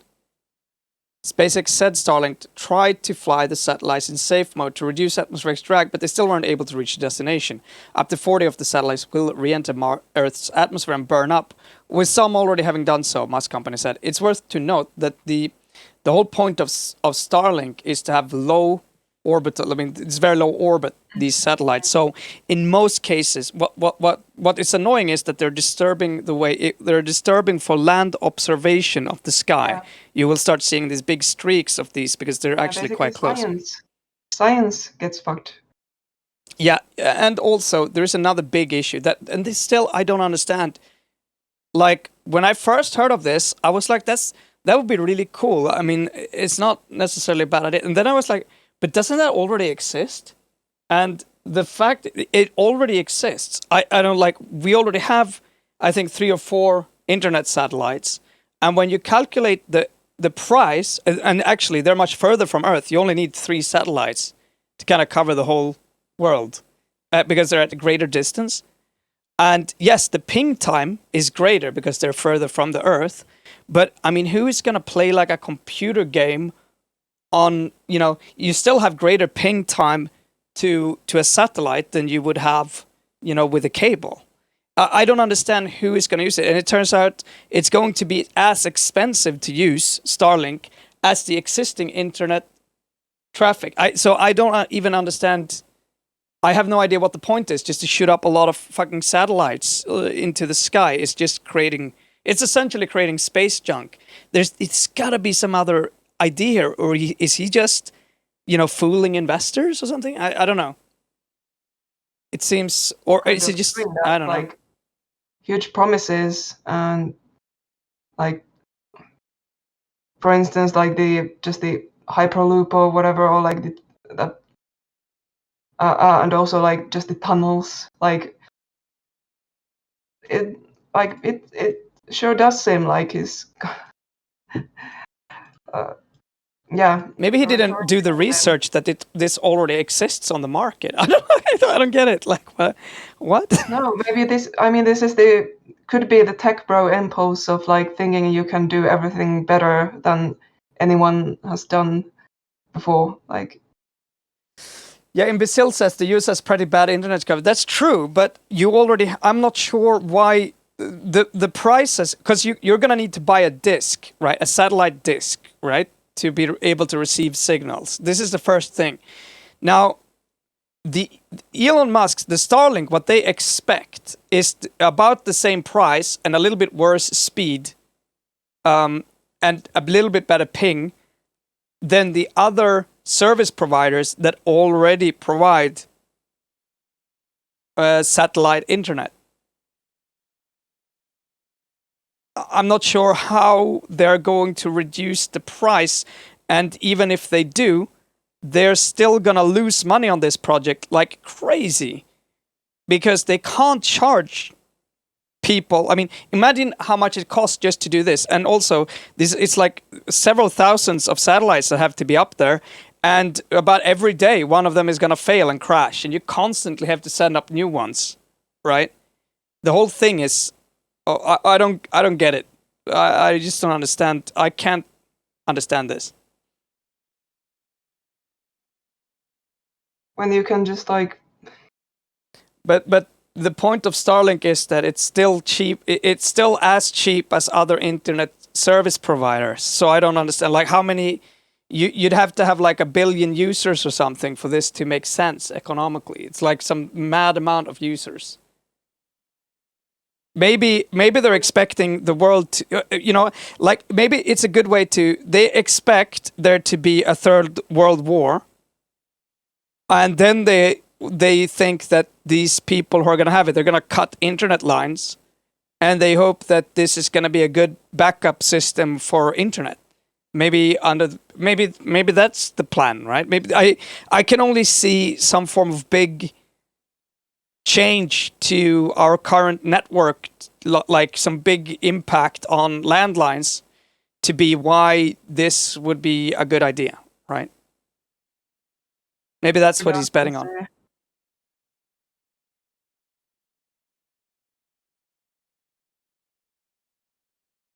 I mean, yeah, the internet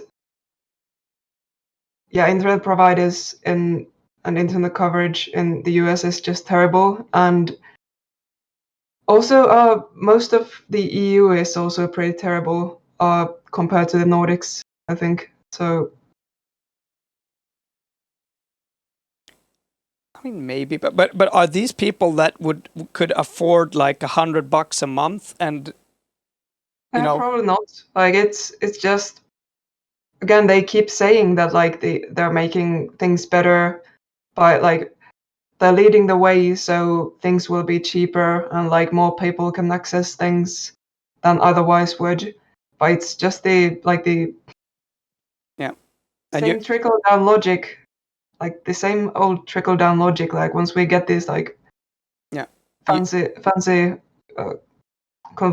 sometimes maybe over convoluted solutions running, and then everyone can have more nice things, or maybe slightly more people can have access to nice things who have had so far, but somehow that just doesn't seem to pan out. Somehow all the different gaps in like access to just services nowadays considered basic or critical just keeps widening. It's funny. Yeah. And when they made the calculation, exactly. Almost like billionaires like funneling both private investment money and also public money subsidies to like these individual billionaires isn't the way to actually improve improve the like general living standard of humanity. Maybe. Yeah, I don't understand this business idea anyway. It seems like this thing that you think, oh, that would be pretty cool, and then you're just like, oh my fucking god, this already exists, and better than they're proposing. Anyway, yeah, Netflixing the Atlantic crossing, but Otto, we will never get Starlink. Let's use another of the service provider who have been in existence, who are offering better speeds than Starlink are proposed to offer at a lower cost than Starlink is prepared to do it. Like, I don't get it. Who, like, what? There's got to be some other idea. I think he's betting on war or something. I mean, he's got to have checked his competition, right? Like, anyway. Wait. I have missed this news completely. 40 of the 49 Starlink satellites. Yeah, that's one we were just at. Yeah, sorry, I was working. Wow. Entire time. Holy shit. But yeah, I guess I'll leave you guys to it since I'm feeling pretty winded, and I'm probably going to try to get to sleep already or something. So you're gonna force me to interact with this little fucker now? Yeah, sorry, I'm going to. Yeah. Yeah, sorry about that. No worries. No problem. I'm going to try to be more active and present in the near future. I have plans. Make PTV pirates again. Okay. Exactly. Oh, okay. Yeah, we're continuing the revolution. It's gonna be a counter-revolution this time. Holy shit. Yeah, like in true bringing back the pirate in PTV. Leftist fashion as well, like just the endless cycle of revolutions and counter-revolutions. Yeah. Yeah, but it's good to be starting again, and I'm gonna sit and try to fix some of the stuff now that we've had problems with, like the brightness and stuff, with Otto, and we'll do a little bit of a Skapa stream, try to get some of this work. Unfortunately, look at this. Now the balance should be better, right? That's a little bit better. Getting there. Just me though, not Otto. Yeah, only you, unfortunately. Otto, he's super white. Maybe we could use more metallic. It's hard to say. A little bit brighter and more metallic. Something like that. Just trying to get the baseline set, and then I can change the rest of the parameters in another Get software. just like better lighting sets up in general in my room, but you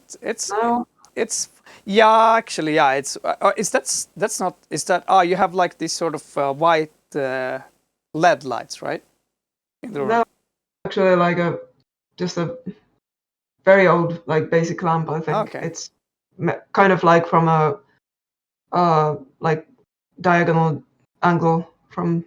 It's honestly not too bad. I think the unfortunate thing is not too bad, but like everyone looks better if there's like decent like front light, yeah, decent lighting that comes from the front. Basically. And also your back room wall is white, so it makes it hard to set. It becomes so bright that it's hard to set it correctly. Like that one becomes brighter than you, which becomes a problem when you try to set the lighting fundamentally. Well, you and I have been looking like ghosts this show, Maya. Yeah, Otto is upset. What happened to my pretty face? Right. I look like a talking beard. Look at this, Dan. No.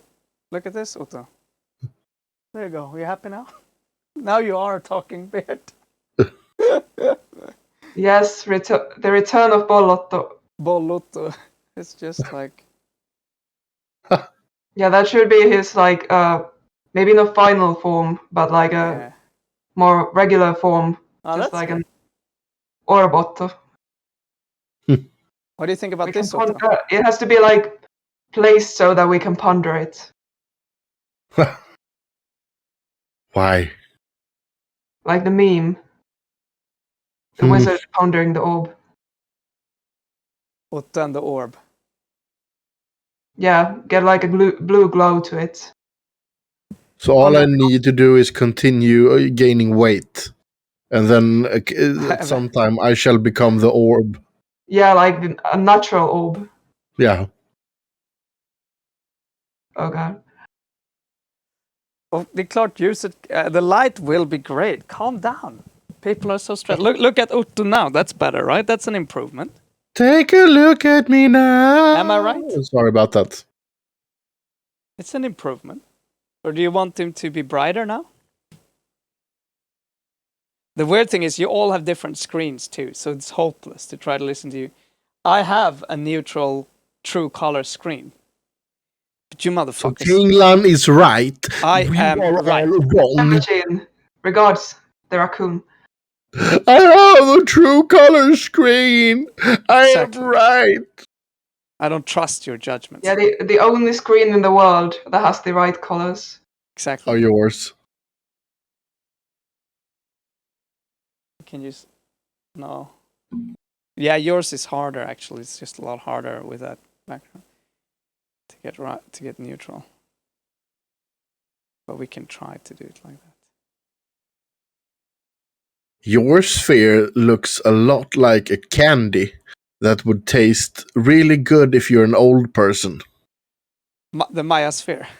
Yeah, the Maya sphere. If you take a look, it looks like one of those hard caramels that taste like coffee and hazelnut.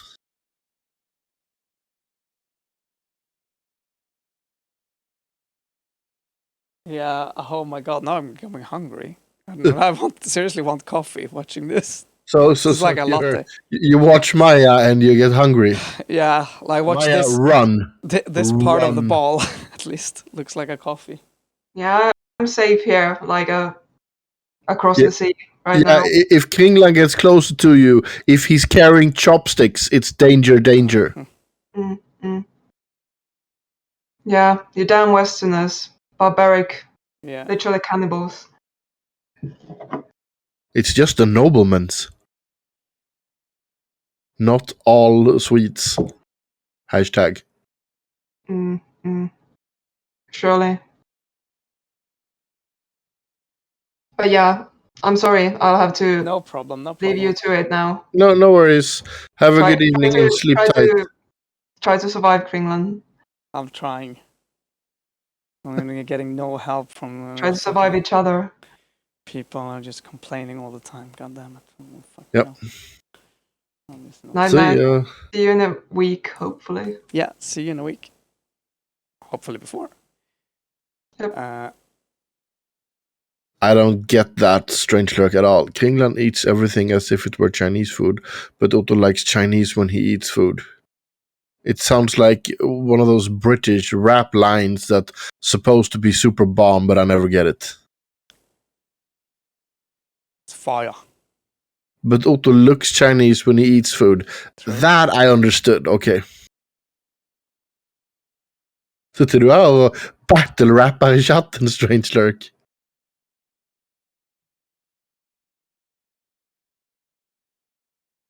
Battle rap lurk.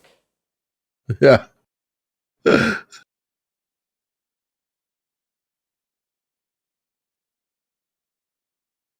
Den är ändå rätt sjuk. Deadmau5 sitter just nu och streamar och har 1,2 tusen tittare. Han har streamat varje dag i sista 3 dagarna. Han streamat varje dag. Hassan Abi sitter på 28,6 tusen tittare. Aha.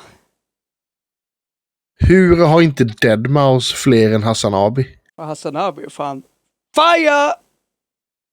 Jo, men Deadmau5 är stor.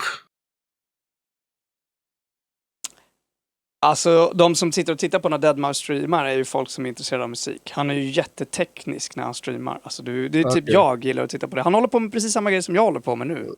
Okej, ja men... För 1000 människor typ. Deadmau5 måste sälja NFTs.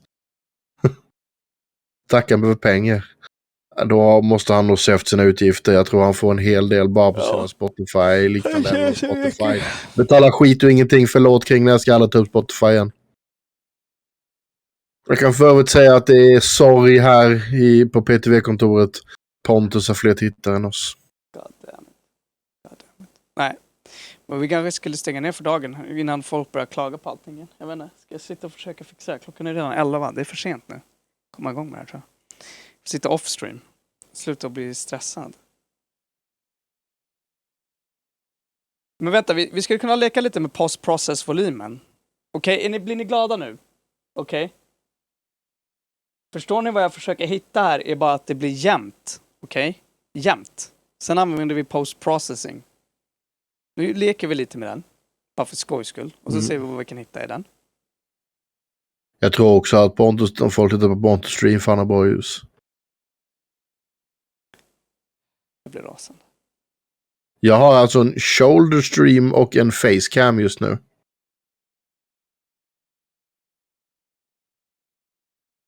Bloom. Det är fan, ja.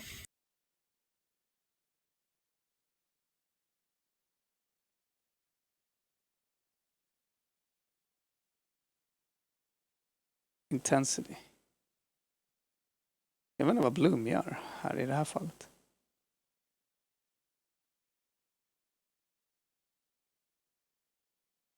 Gillar ni det här? Gillar ni det här? Haha. Intensity på Bloomen. Oh shit. Jag vet inte vad som händer. Method. Convolution Bloom. Men vi behöver inte göra såna här avancerade grejer. Vi kan gå till saker som bara vanlig color grading. Temperature. Glada nu? Blir det gult och fint? Jag får lustan. Deadmau5 är en jättestor producent och DJ. Tint. Han är Avicii stor liksom. Du har säkert, alltså googla Deadmau5 så kommer du se hans mushuvud. Du har garanterat sett det.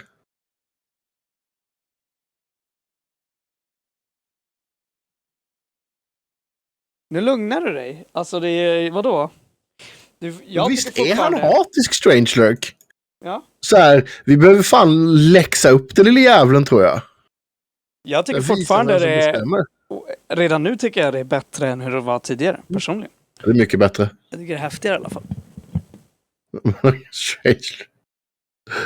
Det är verkligen så här, Strangelurk som, alltså så här, var en av de största Jonte-kritikerna. Han har verkligen blivit Jonte. Ja. Deadmau5 har inte en egen arena. Nej, det måste vara. Jag ser att jag har blivit spammad på Discord. Jag har inte tid. Jag sitter och jobbar på ena skärmen och då streamar på andra. Jag får kolla det sen.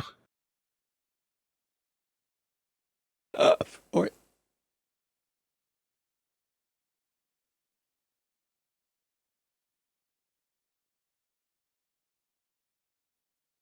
Tint. Nej, det är inte det jag blir utsökt för. Jag ser bara spammet som att det är en siffra som ökar i tal en gång och sen rycker jag på axlarna. Sorry. Varför påverkar inte den här? Oj, utskärmen låses. I Kringland har jag fel. Är inte Avicii eller Deadmau5 på Aviciis nivå? Jag kan tänka mig att Avicii har fått fler tittare för att han dog. Men pre-death kan man väl säga. Kanske lite så. Alltså Deadmau5 är ju gigantisk men inom sitt fält. Jag tror att Avicii var ju blev ju mer populärkultur än vad Deadmau5 är. Ja, jo, för att han dog. Som alltid så är det ju då man blir som kändast. Men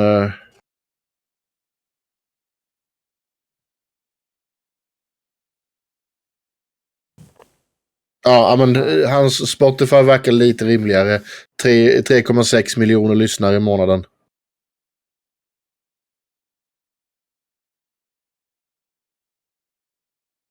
Kanske är ny på det här med liksom streaming och YouTube och allt det där. Så att det kanske är därför håller stan. Eller så är det som Kringland säger. Han är för nördig och samlar sig därför bara en väldigt stabil tittarskara. Han är så ointresserad av att vara popmusiker.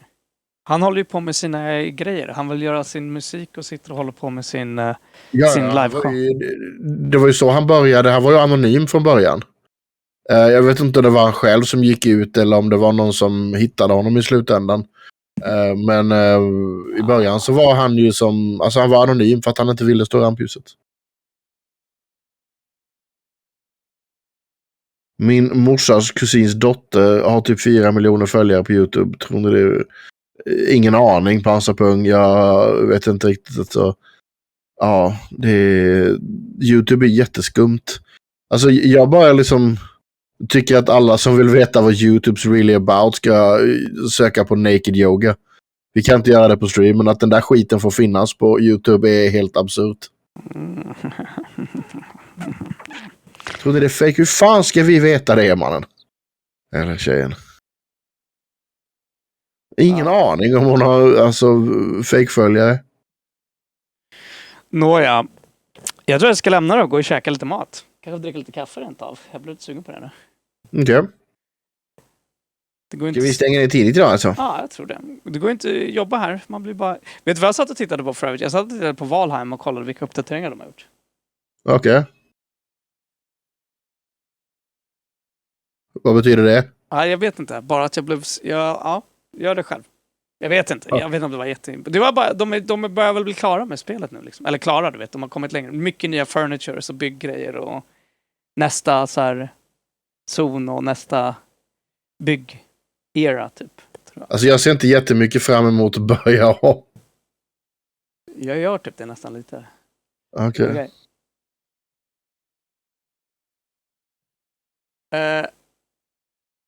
Kommer nog ta tid. Ja. Ny upplevelse är det inte, men jag gillar idén om att bygga en medeltidsstad, typ, eller en vikingastad. Så det fokuserar på att bygga en värld tillsammans. I ett spel som inte känns som att det är early development. Hatar det. Kan vi inte spela något annat survival? Ja, men kanske om du har något... Ja. Roffe, jag kan säga att Kringlan valde bort Echo lite och jag också upp. Det är väldigt buggigt. Jag spelade lite solo, men man får ofta starta om spelet och liksom, ja. Echo har en väldigt fin idé och jag tror på någonting sånt i framtiden, men det är alldeles för early och det är många andra saker de har valt fel i på det sättet. Hela voxelsystemet de har är lite det är för Minecraftigt tycker jag. Jackbox, ett survival-spel. Men Rust känns också inte så jättekul, jag vet inte. Nej, Rust, nej. Alltså, Rust är... ja. Det är alldeles för stor fokus tycker jag på att skjuta ihjäl andra spelare. Jag är med om det finns en liten sånt fokus, men Rust har liksom bara det fokuset. Nej, men det är kul att kunna göra grejer tillsammans och bygga en liten stad tillsammans. Liksom. Mm. Där tycker jag än så länge är Valheim bäst. Liksom. Det är bra. Det är häftigt. Det är roligt. Men, ja, det jag gillade med Echo var just det här alltså politikerdelen. Man kan sätta upp lagar och regler och skatt på pollution. Och... Det var tidigare underutvecklat i Valheim. Till exempel man kunde inte staka claims och lite sånt där. Som gör det lite jobbigt att spela med andra. Därför att du kan verkligen bara sabotera för andra. Alltså, ja. Men om jag förstod det rätt så har de fixat mer sånt. Alltså mer furniture, mer bygga, mer att man ska kunna bygga städer tillsammans. Lite mer lite sånt, regler och sånt för det. Jag får se. Jag vet faktiskt inte. Strangelurk säger ju att Strangelurk säger att MSC brukar ju spela Ark. Jag har bara hört talas om Ark. Jag vet faktiskt ingenting om det. Inte heller. Jag ska kolla in det. Ja, vi kanske får kika in det sån här, men ja, det känns som att det hade varit kul att ha ett survival-spel och en server där vi liksom kan, ja men där bottarna kan spela om de vill liksom, och de kan göra lite olika saker. Min dator klarar knappt ARC. Ja, det är typ där jag är också, Nino, tror jag. Så vi får se. Antingen det, eller så får Krigna köpa en dator till mig, för det kommer inte jag råd med. Nej, men det är ju lite fördel med typ också, med egentligen med typ Valheim. Alla de vi har spelat är inte så grafik. Det är inte grafiken som är viktig i ett sånt här spel. Det är att stämningen är rätt och att man kan bygga tillsammans. Ja.